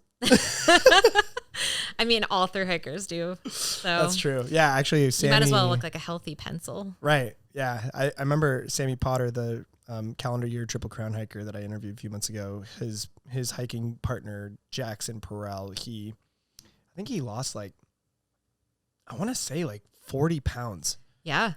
Guys tend to lose like 30 to 40 pounds on the trail. Yeah. And I don't know if Sammy lost. I mean, you probably lose a lot of muscle weight too and everything. And I don't think Sammy lost that. But Sammy said that every time he ever stopped he was eating. Yeah. Like you couldn't even catch him not eating because he was just always trying to, keep up with the calories that he's burning. And is that something that's, I guess, problematic for you? Is eating enough, generally speaking, or do you not really? It's hard. I mean, food becomes like the central part of the hike in a lot of ways at times. I mean, you just become so hungry. Like hiker hunger is what it's called. And it usually sinks in, for me at least, like 2 weeks in. At first it's like hard to eat enough, but you're supposed to just like continuously eat so that you don't like enter a calorie deficit while you're trying to like, climb huge mountains and such. But there's a point at which like there's just not enough food. You can just eat so much food and still be hungry. So going to town, like getting to town and getting town food is like so exciting because you're like, I could eat a burrito. I was gonna say two. I was like, what do you normally go for? Like vegan Thai food or something when you're in town? Oh my gosh, vegan Thai food or Mexican food, or even actually like it's either like a Thai noodle thing or a burrito or spaghetti is really good. Mm-hmm. But you can't even talk about food like that until you're close enough to town. Oh, because it's just tormenting. It is. I mean, I have the PCT. Maybe it's because there's more distance between each town, but I was just so hungry. Mm-hmm. I've never been so hungry in my life. I was like, wow. Your body's probably eating itself. Yeah. Did you look gaunt at the end of the AT or the PCT? So the AT, I was just talking about this earlier. I gained weight on the AT, but I also went into it like the lowest weight I ever have been. And the East Coast is just like, I don't know, rugged. So it kind of makes you like, I felt bulkier by the end of the AT. You probably put some muscle. I think so. Weight on you, right? Like I looked a little bit more muscular at the end. And then on the PCT, I lost weight, but I don't think I ever looked gaunt. Like typically men look gaunt by the end of a thru hike and women look beautiful. That's like kind of what not saying that like women lose weight and therefore look beautiful, but women tend to just look like stronger and leaner at the end, whereas like guys tend to look like a little bit emaciated and like scraggly. Mm-hmm. I can see that. So I'm not sure what's going to happen on the CDT. It's an unknown. I would guess that I would lose weight on the CDT just because it's such a long trail. And it's similar to the PCT. Earlier, you mentioned you used the term trail magic. Yes. Can you explain for the audience that doesn't know? And also like some other, I guess, like through hiking specific terminology, like what's trail magic? What's a trail angel? Any other kind of nomenclature that crosses your mind? Yeah, it's funny because we do have our own language now. Like, so just to start, so trail magic is basically just people in the community showing up at road crossings or on the trail somewhere with snacks or anything else you might need as a thru hiker. And it's always such a wonderful welcome surprise. And I guess trail angels are related. I feel like someone doing trail magic, I want to call them like a trail magician, but technically I guess they would be a trail angel. Though trail angels are more established usually within a town or a section of the trail, and they're like known to maybe offer you rides to town or like let you sleep in their house or their backyard. They're just there like voluntarily offering help. And it's honestly been so amazing to see how many people just show up who aren't thru hikers, who don't even really fully or don't hike, and yet they come with all these like fun things for people who need them at the time they're most, I don't know, in need. Another term that I feel like is so normal for me but really isn't is resupply, because you refer to like it's basically like resupplying is like grocery shopping, but you don't call it grocery shopping. You're like I'm resupplying in town. Mm-hmm. Or I'm sending myself resupply boxes. Also, I didn't realize this, but I guess it's strange to refer to like all creeks and streams as water sources, but they become water sources. You know, usually you're not like, that's where I'm going to get my water from, but on the trail, that is what they are. Those are the only ones I can think of off the top of my head. Yeah, you used a like hiker box earlier. Oh, hiker box, right. I guess that is another unique term. Yeah. So what's been some of your favorite trail magic? Oh. And where was it? Oh, the one that just immediately comes to mind was in the High Sierra at this, I think it was at Ebbets Pass. I still had like, I don't know, at least a full 2 days of hiking to get out of the Sierra, but about 5 miles before this pass, I just like slipped on some snow. I was so tired of the snow at that point, and I cut my leg in a way that was pretty bad. Like it was bleeding a lot. And I thought it honestly might have been a stitches required situation, but there were no stitches and I barely had a Band-Aid, which is not good. So like my leg is bleeding and I'm like just so defeated by the Sierra. Like it's like the only time I really recall being like, I want to go home now. Like, I'm done. And I've never had that experience on either or any of the trails. But I heard a rumor about trail magic at this upcoming road. And I was like, maybe there's trail magic there. Like, maybe there will be something. And we got to the road and there was this guy with this whole setup. He had like, for the thing that stood out to me the most and why it was my favorite is that he had an entire table dedicated to first aid. Like, every first aid supply you could need, which I really needed because I was bleeding. And I was like, oh my gosh. And then he was like, have a seat. I have, he had Captain Crunch cereal and almond milk because I was like, oh, there's cereal, but like I can't eat it because I'm vegan. He's like, oh, no, I have almond milk. And then he had like vegan chili. It was just like, I needed so many things. Like, I needed Band-Aids and like Neosporin, but I also was running low on food because it was like really long stretch in between towns and the Sierra was just like so tiring. So I was going through my food. I was like rationing it at that point. And yeah, it was just like, he felt like a true angel. I was like, thank you for showing up to this random road that's like 30 long miles from any town with all of this stuff. His name was Chipmunk, and I feel like he saved me on a soul level. Bless your heart, Chipmunk. Honestly, I was like, I got this now. Like, I'm good. I can finish this trail. Just what you needed. This podcast goes out to Chipmunk. Wherever you are, brother. Bless his actual soul. Captain Crunch is my favorite cereal too. It's just so great. Yeah. Is it straight up Captain Crunch or is it Oops All Berries? I like the straight up. The berry one is good, but. So his name was Chipmunk. Mm-hmm. So let's talk about your name. Oh, yes. This is a perfect segue. My name. Thank you. Yes. So, yes, let's go over that. Yes. You got it on the AT. I did. Pretty early on. Tell me the story. So my trail name is Short Stix with an X, not to be confused with Stix regularly spelled. ICKS. Right. And I was hiking with, I guess, 3 people, or maybe like 3 or 4 people around Neil Gap. It was like 3 to 4 days in, and you just form quick bonds. But this one guy, actually Big Brother, who I mentioned earlier, he didn't have a trail name at the time, but I have pretty, I'm a short person, so I'm 5 feet tall, and I have trekking poles that are pretty, they're Hobbit short. Sized? A little bit, yeah. Yeah. Hobbit-sized hiking poles. Could have changed my name. So... Yeah, you should have been Frodo. Yeah. There's probably a Frodo out there. There's a famous Frodo, famous trail angel Frodo. I'm sure there's a Samwise too. There are a lot of those. There are some names that are very prevalent. So Big Brother, he looked at me and he was just like, listen, I don't want to be a dick, but are your trekking poles kid-sized? And I was just like, absolutely not. How dare you? He still was like, if I could just capture the way you looked at me in that moment and replay it for you. I was like, I'm sorry. Which is funny because my pack was actually kid-sized, yet no one knew that. So I was almost called Kid Stix, and I was like, no, because I am an adult human.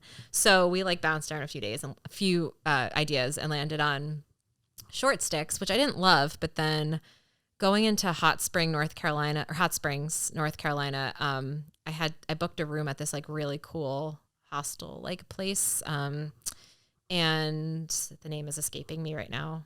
Elmer's Sunny Bank Inn.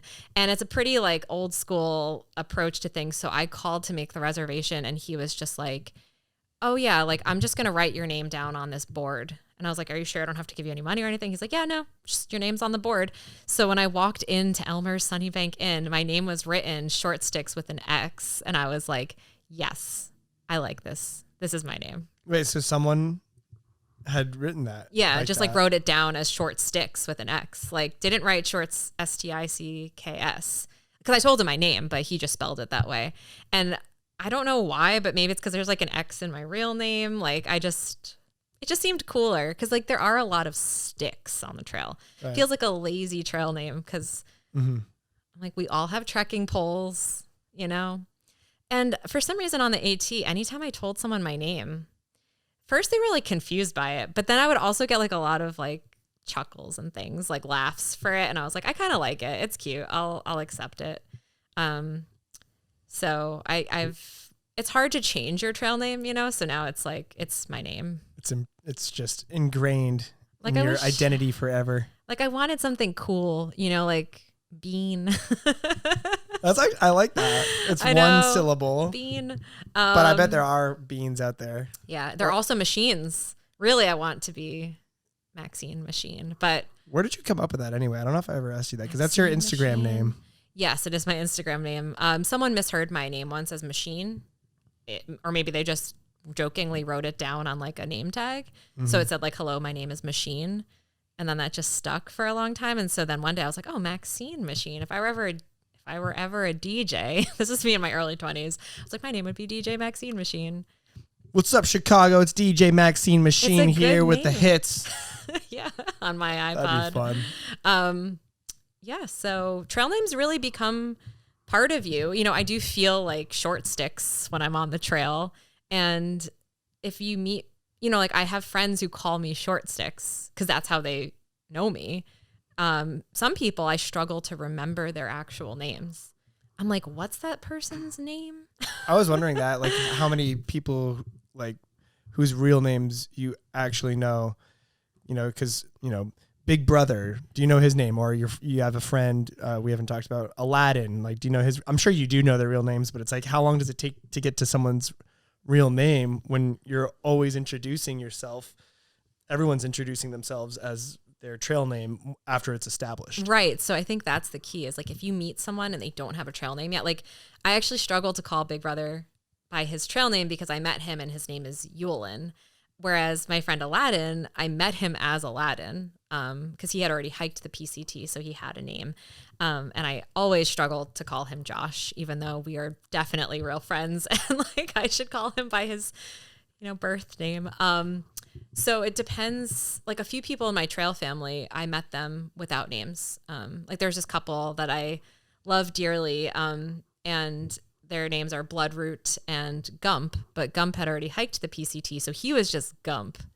I still struggle to think of him as Kevin, whereas Bloodroot was named, or her name is Amanda, and I met her as Amanda, and I think I participated in naming her Bloodroot, actually. That's such a badass name. It is, and it's so cool because she's like a horticulturist, and she it just felt right. Is that where it came from? Kind of like she was naming all the, hiking with her and Gump, they were just like naming all the plants along the way, which was really cool. And so Bloodroot was always pointing out the plants. And I think in Georgia or North Carolina, the flower Bloodroot, I guess it's, now that I'm thinking about it, I'm like, I think it's a flower, was, springing from the ground. And so, yeah, it worked out.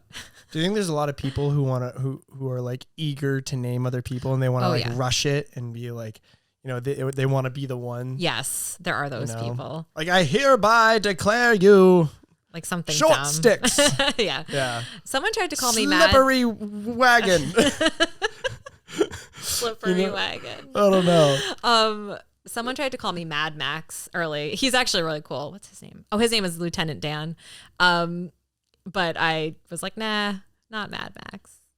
But that might have been okay. Yeah, you can like appeal it. Yeah, or veto it. Yeah. I could have. I went back and forth, and I was like, maybe I should have vetoed short Stix. But do you have infinite vetoes? Like, you could do whatever you want. Some people have multiple trail names. You're like, I absolutely refuse that name, and I hereby veto. Yes, you can. Mad Max. Yes. Or Slippery Goose. Slippery Or Slippery Goose. Wagon. Oh my gosh. It's also so crazy because if you like look through my phone contacts, I have so many weird names. Like I have Goose in my phone, or Wild Turkey. Like you just have this collection of just like strange names. I'm like, I swear they're people. It's just funny because it's like you do enter this like other realm, right? Like it's kind of fitting that we get these sort of names that almost maintain anonymity because you're like no longer operating in society. Like it kind of feels weird at times if you think about it. You're like, what is this fantasy world I'm living in? Even though it feels very real, possibly more real than anything else. But yeah, you get this whole like identity. I wonder when that tradition started. I don't know. I really don't know when. That's a good question. Like, when did trail names become popular? Because the trail's been around for a long time. Yeah, like since the early 1900s. I wonder. Or even longer than that, right? Well, no, maybe not. Like the Appalachian Mountain Club, The water bottle that they gave me for the photo award, it says established like 1852 or something, or maybe that's my bank. It's either the AMC or the bank. It was definitely the 1800s though. So it's been around for a minute. Well, that makes sense because I think, so I was trying to read this the other day, like the trails originated like early 1900s, at least like the thought of them. So, I mean, they must have been, the mountains were there, obviously, a long time. So I don't know when the clubs originated, but probably late 1800s. That would make sense. I wonder when trail names came to be. I don't know. I'm curious.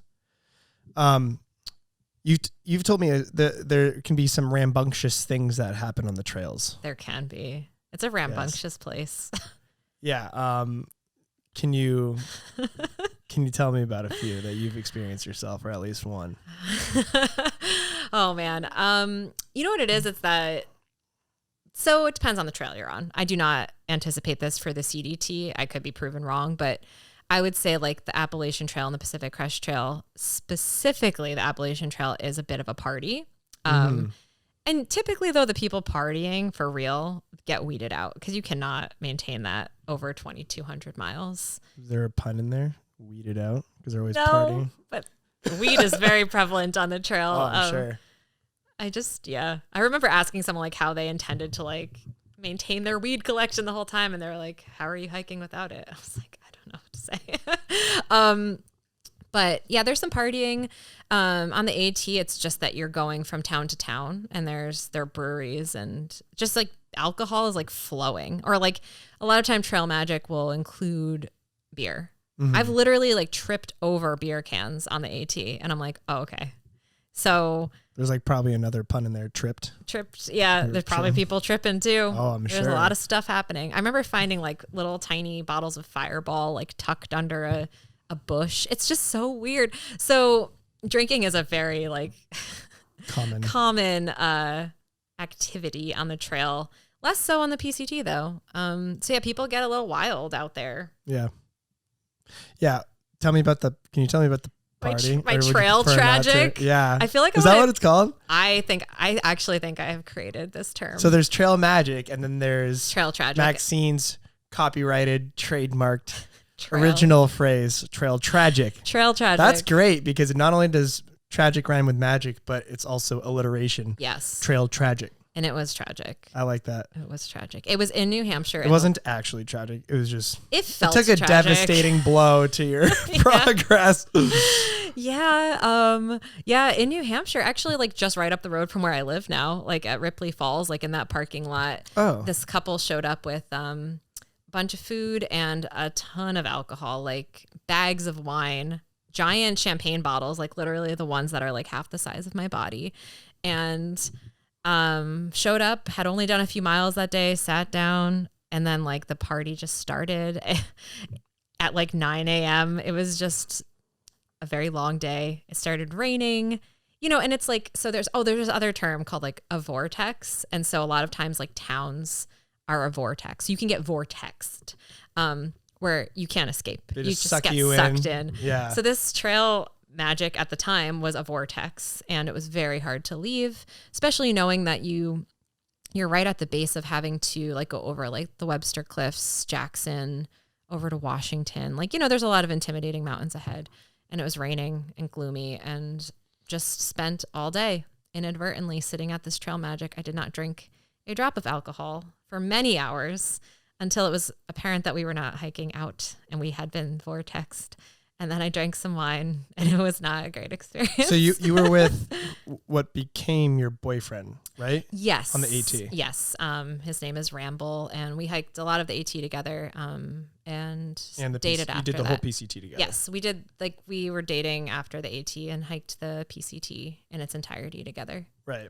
So on this day, though, it was raining, and you guys were just chilling in the parking lot, like no cover, like no tarp. There was a cover, which I feel like was the problem. So there was like those like canopy things that people have set up like over barbecues and stuff. There was like a big canopy, and there were chairs. They're allowed to do that? Yeah, you can do whatever you want. That's actually a great place to do trail magic if you ever want to. I'll remember that. Yeah. I'm going to bring some beers over to Bring Ripley some Falls. water.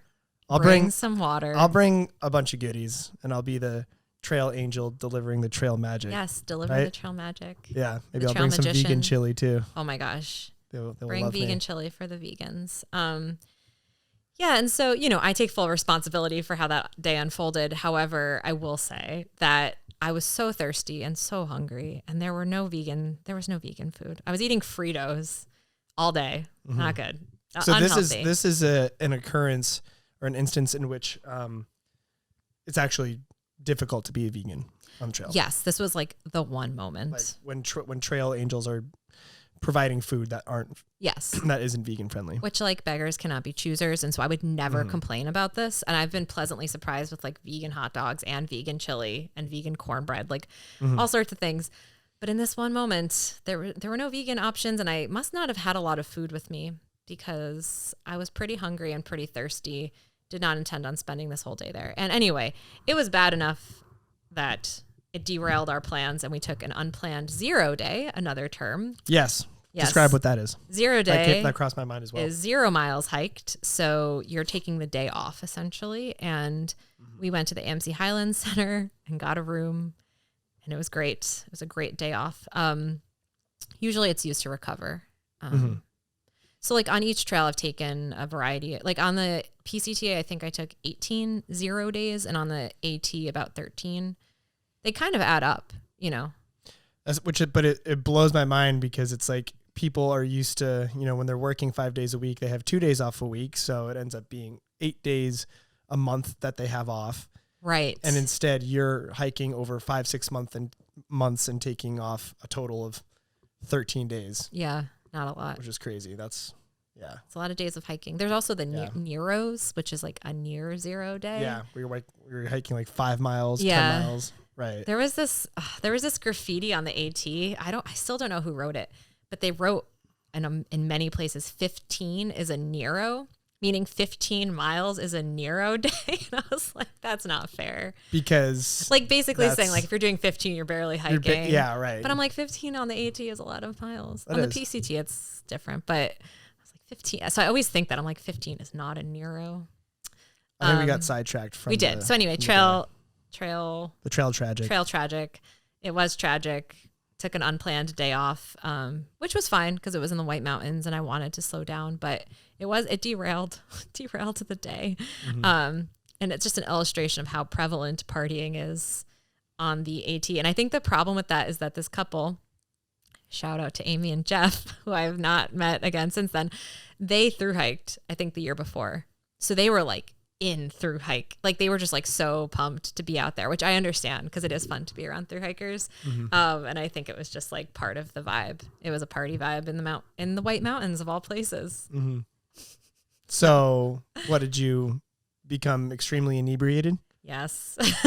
Because you were drinking wine on an empty stomach? Yes, with wine on an empty stomach with Fritos. I probably had honestly 2 glasses of wine, but that was enough. And then we all passed around this champagne bottle. This was this is not a proud moment of my life. It was a bad day, especially because I had spent 90% of the day sitting there very soberly watching other people get so drunk. But I'm not, I'm not someone who is peer pressured very easily, but I probably have a 12-hour limit on that. And I was like, all right, I guess that's fine. So you got very inebriated. You went to your tent, and didn't you say something happened in your tent, or were you just miserably hungover the next day or something? So miserably hungover. This is so embarrassing. We we set up the tent in the parking lot under a no camping sign, which is not good. I slept in the tent. Ramble slept outside of the tent. Not in his own, there was no time to set up 2 tents. It was just one tent and I slept in it, which I was very grateful for. And I just remember waking up and feeling awful and eating watermelon Sour Patches and managing to pack up the tent and get to the road and then get to the AMC Highland Center. Not a good day. I can vicariously feel your misery. It was so bad. I cried, which is so funny because I'm on the AT. That might have been my hardest day. Which was so self-imposed, and I would not recommend it. I'm not even a big drinker, so it was just so awful. And then on the PCT, I vowed to not drink a single drop of alcohol. probably haunted by trail tragic. And you didn't. I did not. You succeeded. Hiked the So for PCT as a sober 5 lady. months, you didn't have a drop of alcohol. Yeah, which wasn't hard for me to do because I've gone like years without drinking at a time, just to see if I could. But were others around you drinking? Yeah, Was people Ramble were drinking. There was ample drinking. Right. A little different than what was happening on the AT, but still there was drinking. Yeah. And it wasn't hard for me to not drink because I was like, I just want to focus on the trail and feeling healthy and not feel miserable. Yeah, because that's the thing. Like hiking is so hard, and then you add alcohol to it. It's like terrible. I learned that pretty quickly. It's funny because in the White Mountains, north of Pennsylvania, I really didn't drink much on the AT because I got like the bullseye rash on my leg from a tick, and I was taking doxycycline for 21 days, and I was like 100%, I'm not drinking on antibiotics that are like this strong. And then I just didn't really drink much after that. So when I got to New Hampshire, I was like, why did I decide that? But in the South, there are a lot of cool breweries or like just places in like Georgia, North Carolina, and Tennessee to drink pretty cheap but good beer. And I learned very quickly like to not drink beer and then try to hike, up a 3,000 foot climb after, because that's not good. I'm like, could I make this thru-hiking thing harder? I'm not sure. But it's like part of the fun. People show up and they just want to have a good time. Yeah, nothing wrong with that. Yeah. As long as you're not making your brother stumble, as the Bible says. Yeah. Well, that's the thing. Yeah. Some people are making their brother stumble. And oftentimes literally. Yes. So. Yeah, that's the other thing. I'm like, I don't want to get hurt or dehydrated. Well, I was also just thinking about inebriation. No, that's what I mean. Like sorry. Oh, yeah. Like drinking and then being like incapacitated in some way. Like you're already in a dangerous situation. Like why would you put yourself at more risk? Right.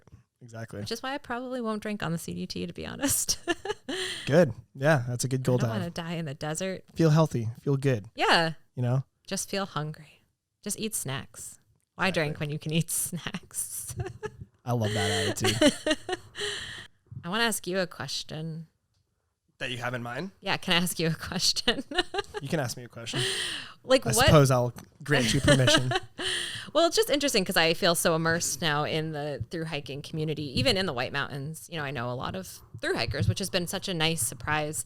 But sometimes it's nice to meet people who haven't thru-hiked, to get the perspective, like the outside perspective. And a lot of my friends from my home in New Jersey and elsewhere, they put it in perspective for me sometimes because I say things like, oh yeah, like I only hiked 15 miles today. And they're like, okay, only 15? Yeah. Things like that. To them. So sometimes I lose the perspective, and I'm just wondering, like, from your perspective, do you have any desire to thru-hike? Like, what is it like from the outside? I don't have even an ounce of desire to hike the AT. I have more of a desire to do thru-hiking in like sort of smaller chapters, if you want to call it that, like sections. Like you and I have talked about the John Muir Trail in California on the PCT, because that is part of the PCT, right? It is. It's like overlaps for almost 99% of it. Okay, yeah. And so that looks really cool. I'm drawn to that. The AT, I have absolutely no interest in because I think it's because in part because I've been on the East Coast for my entire life, and I'd rather do something out west of a grander scale.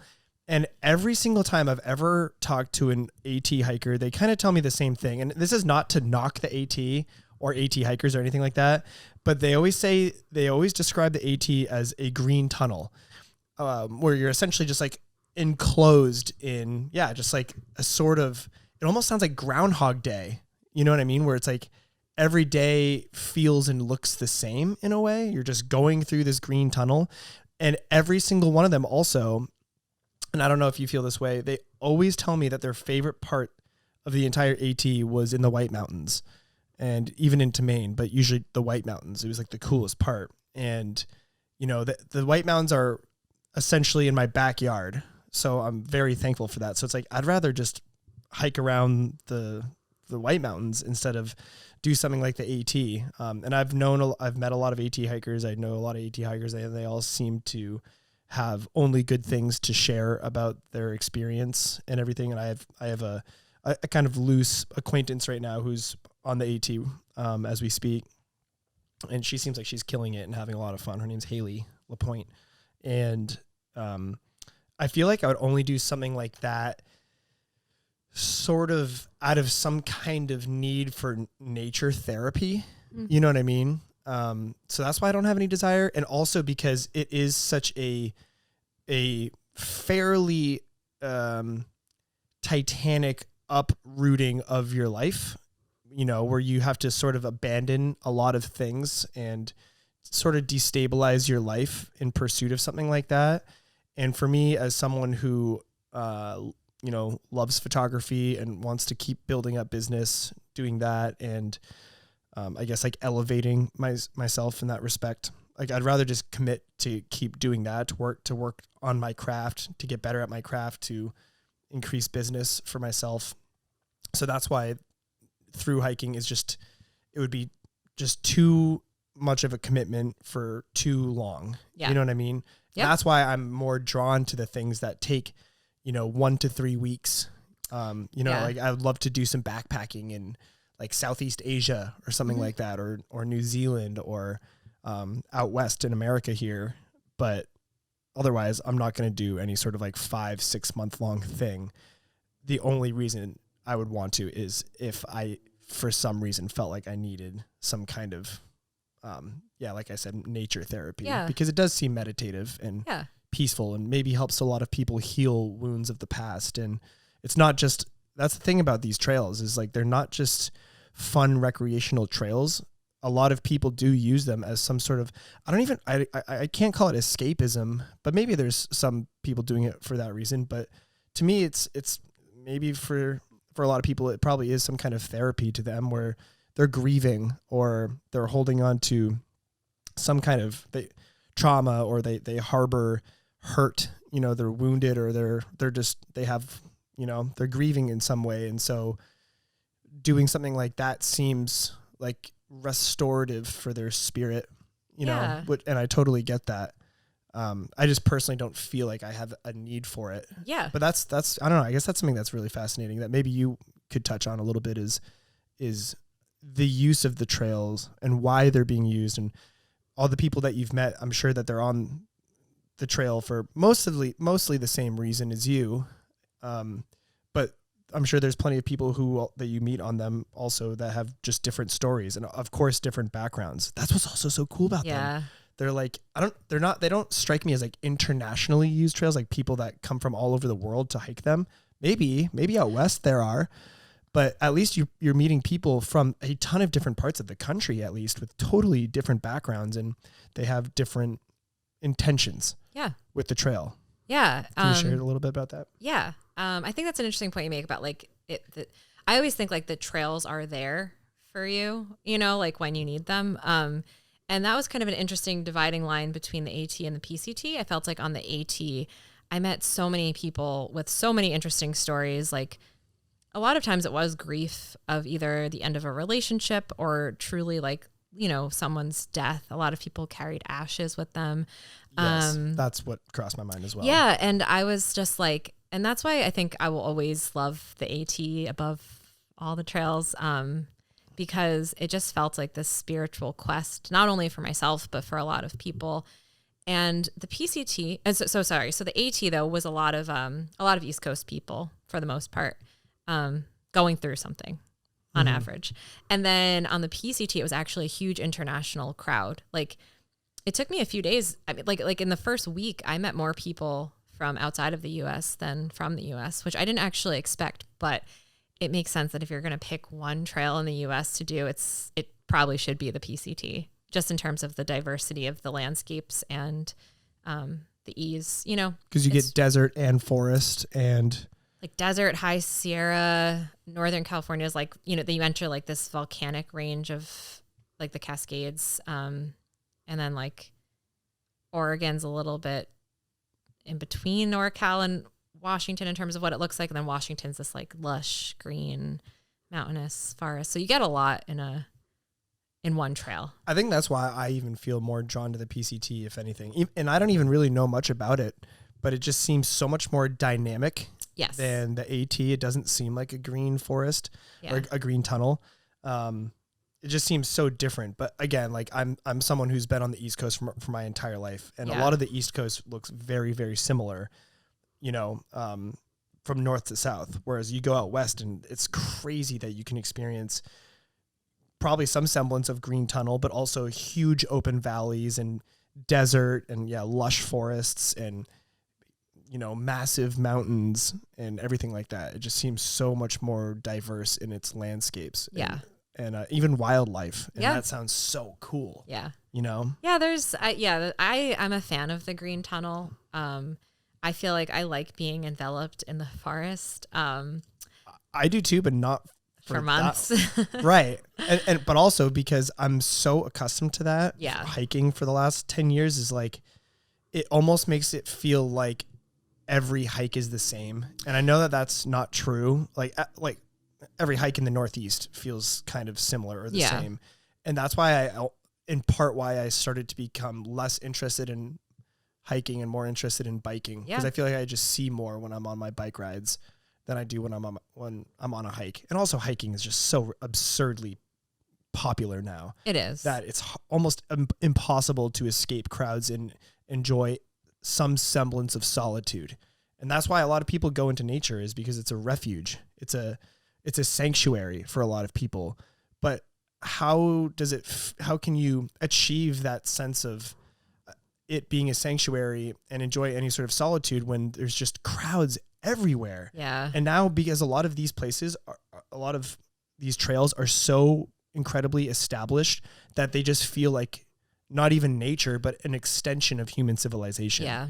And that's something that I continue to struggle with. I remember, and I talked about that on my podcast with Sammy Potter, is about, what does nature even mean anymore now? Yeah. Yeah, it's hard to find solitude now. Which, it's funny because I used to be actually nervous being alone in nature. Like, I would feel unsettled if there were no other people around. And I'm glad that I finally got to the point where I actually welcome that now. Like, I like being on mountaintops alone. Whereas previously it just felt like, oh no, I'm like by myself. What's going to happen? But now I'm like, nah, it's probably fine. Does it freak you out sleeping at night alone? I remember you mentioning that on the long trail that you were really unsettled. Like, I don't even think you slept at all. Oh my gosh. Yeah. So I will say that I have only camped alone like a handful of times in my like 5,000 plus miles of thru hiking. And it's because the trails are so popular. I mean, the PCT I did with a partner, we had our own tents, but still there was always another person there. The AT is very similar. There's like shelters along the way, so people congregate in the same spots. So very rare to be alone on any of those trails. But when I did the long trail, I started southbound, and I think I camped alone 3 or 4 times. And the first night I was by myself. I was in a shelter with no one else. And I mean, I closed the door. I don't even know why I was scared, but I barely slept. Like, every sound just sounded threatening to me. So that was something that I intentionally wanted to get better at, because I was like, a lot of the stuff with thru hiking is like, okay, this scares me, so like I'm gonna do it. And so I was like, camping alone really scares me. Like, closing my eyes in the dark with no one else around is scary to me, so I should do it. And so now that I've done it more than once, I feel a lot more confident, and it's actually kind of peaceful. But it's just hard to like accept that it just feels very vulnerable. I'm more afraid of people in the night, like compared to like bears, but still, I don't want to hear anything crunching around my tent. Right. I know you hear crunching and it's like, I'm about to be eaten by a bear. And then it's like a squirrel. Yeah. Squirrels sound so big. Squirrels are the worst. I always think there's like an animal, and it's a giant animal, and it's a squirrel. Mm-hmm. I know. I remember camping a bunch of times on the Allagash River, on all those trips with my friends. And even being in the vicinity of all my guy friends, it's like in the middle of the night when you hear this crunching and these sort of jarring noises that wake you up, and they're right outside of your tent. Yeah. Like, I'm pretty sure there's been times where I'm in my tent and like, it really isn't just a squirrel outside of it. It's a freaking moose or something like that, which like sounds kind of badass, but at the same time, knowing that moose can destroy you and they're huge and will charge you. Yeah. It's still a little unsettling. I don't want to be trampled by a moose. Yeah. Be gone. Or a cow. It's funny though, the Allagash River is the only place in my life except for one time in 2014 when I was in Wyoming on a road trip. It's the only place I've ever seen a moose. Really? Yeah. Really? Not even in Maine? Not in Baxter?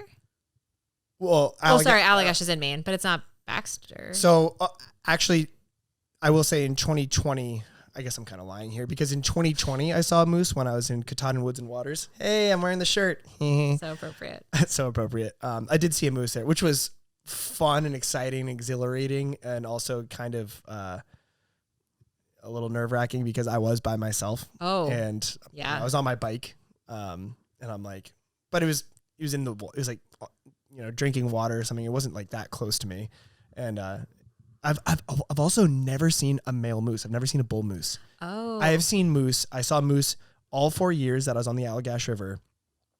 Every year I saw moose in Katahdin Woods and Waters and in Wyoming, and not a single one was a bull moose. None of them had antlers. None. Oh, it was crazy. I'm like, how? Like, it's like bull moose know when I'm around. They're like, I'm gonna stay away from this guy. Not gonna mess with Garrick. But it's so weird because it's like the amount of times I've been to Baxter State Park and I've still never seen a moose. I saw a black bear before I've ever seen a moose. That's and it was interesting. right outside of our camping site. The first year that we went up to hike Katahdin, because we didn't camp in the park. Oh, we didn't camp in the park for the first like 3, 4, 5 years of going to Katahdin. That's hard. We always camped outside of the park. So that was kind of crazy seeing a black bear right outside of our campsite. Be gone, black bear. I do not like animals around my campsite. It's a little unsettling. Yeah. But it was fun and exciting then too. It's like, oh, it's kind of cool. Yeah. You're like in it. You are part of the wildlife then. Yeah. Something I do want to ask about before we wrap up. We can wrap up kind of soon.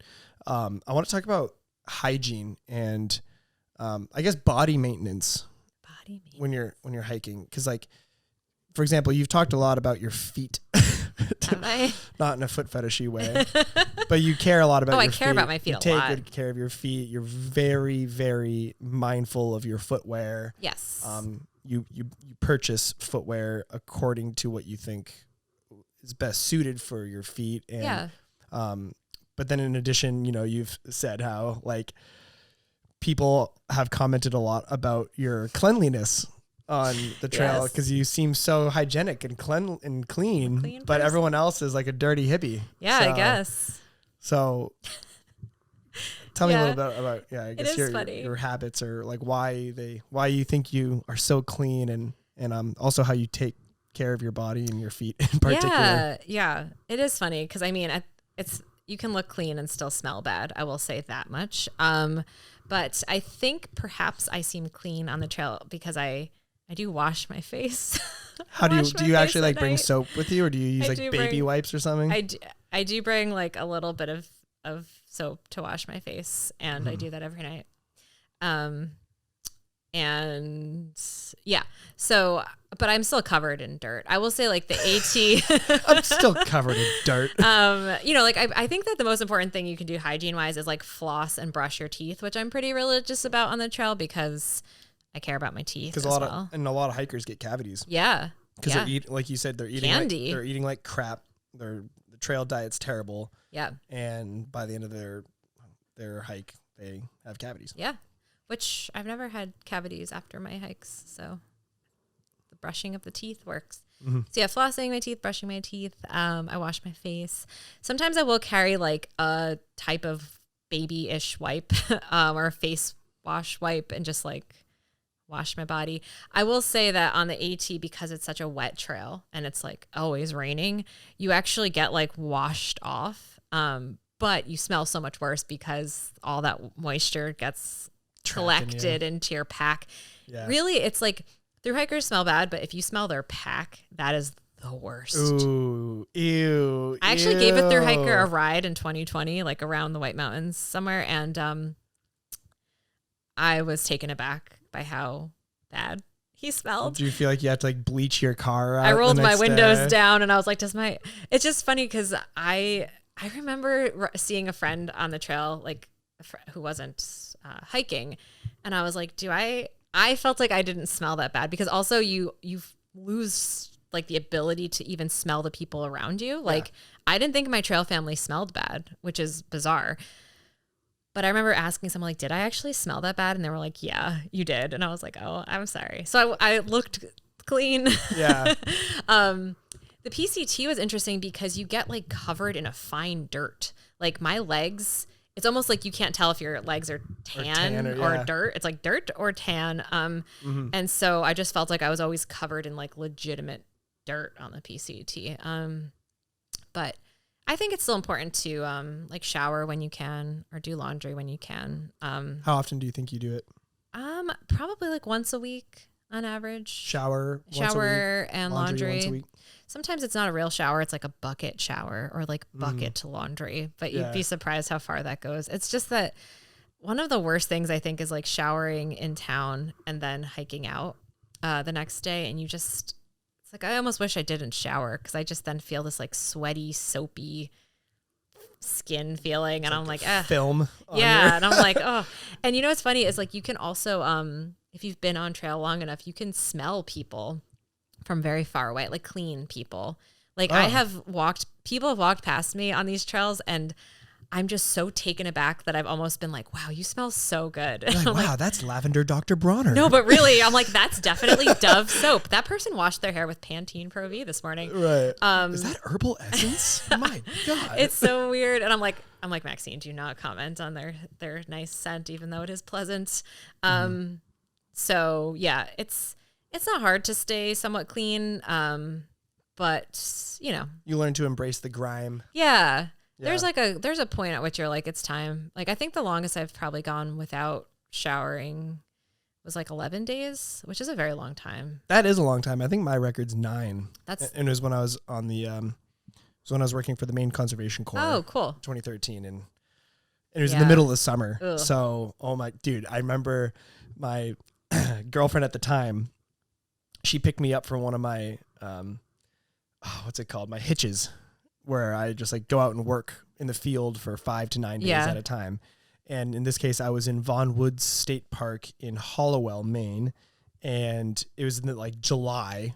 And so it was so hot and I'm working in my clothes, like long pants and, a t-shirt, a polyester t-shirt, whatever. But, so like the same clothes, like every day.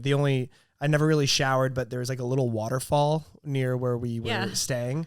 And so I would go in there and like take a dip and it was awesome. I had such a blast, but I never fully showered. Yeah. And I was just like sweating and working like hard labor for, 8 hours a day, 9 hours a day, every day for 9 days without a shower. So when she picked me up and, I got in her car and we started driving. Oh my God. I'll never forget her reaction. I feel like it was like, for some reason, even worse when we got on the highway. But she rolled the window down? She rolled the window down. She's like, oh my God. It's bad. It's bad. It was so bad. I felt bad for her. She was a trooper for even tolerating my odor. It was so bad. But that was like a year where I was like embracing everything about being a kind of hippie. I was like a pseudo hippie in a way. And it was like, that's the thing too about, I bet, smelling bad on the trail is like and just being dirty is like there's this bizarre element of pride in it. Like, I guess so. Motherfucker, I am dirty. Right. Yeah, I smell. So that's when that's someone said when you were clean, you're like, how dare you? I am dirty as all hell. You take that back. It was also there was a photo of me at the arch starting the AT and a bunch of people commented being like, you look so clean. And I was like, how dare you? But to be fair, I had barely started through hiking yet. So, okay. But then I did get the comment a lot on both trails. Like in passing, someone was like, yeah, you're so clean. And I was like, I'm not that, maybe. I just wash my face. I wash my face. That's yeah. Do you have to like bring a brush for your hair and everything? I do bring a brush because I have no interest in my hair forming like into dreadlocks on the trail. Ooh, yeah. And my hair is like long enough that it probably would. I It'd actually am really rat's nest. Yeah. And so I actually was worried that I was going to get some sort of trail name associated with that because I was like brushing my hair every night. Mm-hmm. But actually I'm proud of the brush that I have now, which is like one of those travel brushes. If you pop out the bristles, you can just carry that. And it's like this ultra light brush. So it's like not much, but it's handy. It's enough to work. So that's another struggle about being a female on the trail is like they typically have long hair and you have to maintain it. Yeah. There are a lot of men with long hair on the trail. Oh yeah, for sure. Yeah, exactly. But But do you, this is also random, but do girls like wear makeup on the trail?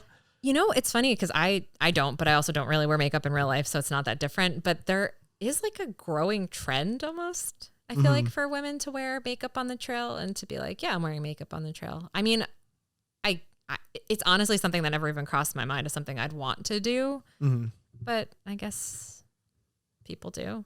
How many changes of clothes do you think you bring with you? Just one. Literally. One set of clothing, which is so funny because before through hiking, I'd go on vacations and I'd bring like, I don't know, 5, 6 different things to wear.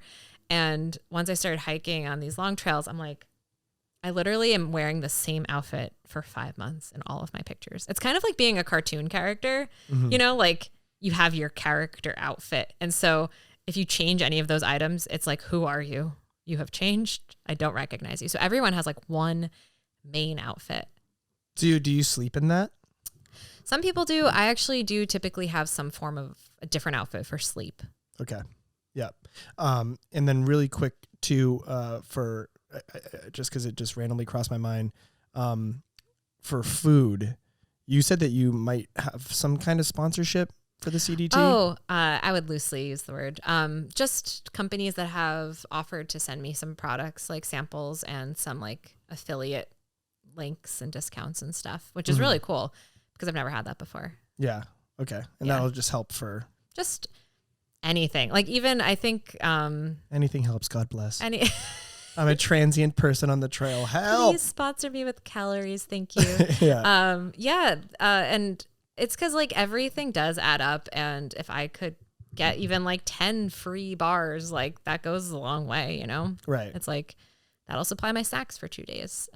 So yeah, I've been fortunate that people responded really positively. I think I might have to write like a few different blog posts and things for one company, but it sounds fun to me. Yeah. That sounds cool. Yeah. And do you think you'll ever rebrand as from Short Stix to Maxine Machine? Maybe if I'm given the chance. I think I have to finish the Triple Crown as Short Stix. Yeah. Because then it's like it's confusing. Yes. That sounds so I'll be Short Stix until probably the end of time. But to me, you're Maxine Machine. I know, thank you. That's all I want to be is Maxine Machine. Yeah. Got your back. Thanks.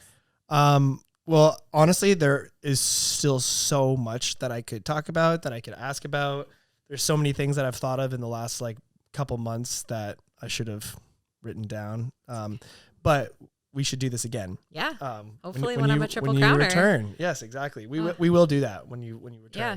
If not. And you can talk all about your experience on the CDT, and yeah, who knows, maybe I'll even be able to come out with you and hike a little bit. I know, you should. We'll see. Wind River Range. Yeah, that'd be ballin'. It would be. That'd be ballin' as hell. Thanks for having me on. It's been fun to actually like talk about this in a, I don't know, more defined way. Since obviously I've been talking your ear off about this. No, I know. for months. I enjoy it. I'm like genuinely fascinated by it because I love outdoorsy stuff. I like outdoors adventures, and I don't frequently meet I guess like solo female thru hikers, and I seldom meet anyone who's done just more than the AT. Yeah. And so it's really cool to catch up with you and you know, having had just being able to meet you and talk to you and hang out with you before such an epic journey like this. Yeah. It's really exciting, but it's fun, and I'm excited for you and for your adventures. And I hope that you were able to reach out to me and give me some updates along the way. I will update you from the trail. That would be delightful. Yes. So thank you for agreeing to come on my podcast and talk about all things thru hiking and triple crowning. Yeah. Thanks for having me. All that fun stuff. I know. Sweet. I'm excited to maybe follow up. Heck yeah. You know we will. All right. Well, thank you everyone for watching and listening. And you can follow Maxine on Instagram, Maxine Machine. Yes. That's exactly. I don't think I need to spell it out. Maxine Machine on Instagram for her journey. And yeah, I think that covers the basis. So I think so. Thanks everyone. Yeah. This podcast episode is Satisfaction Guaranteed. That's good. You like that? Yeah, I do. Everyone always seems to be surprised when I say it at the end. It's funny. It's part of my identity. I didn't look at this. All right. That's trademarked, by the way. You can't steal it. Okay, bye. Thank you.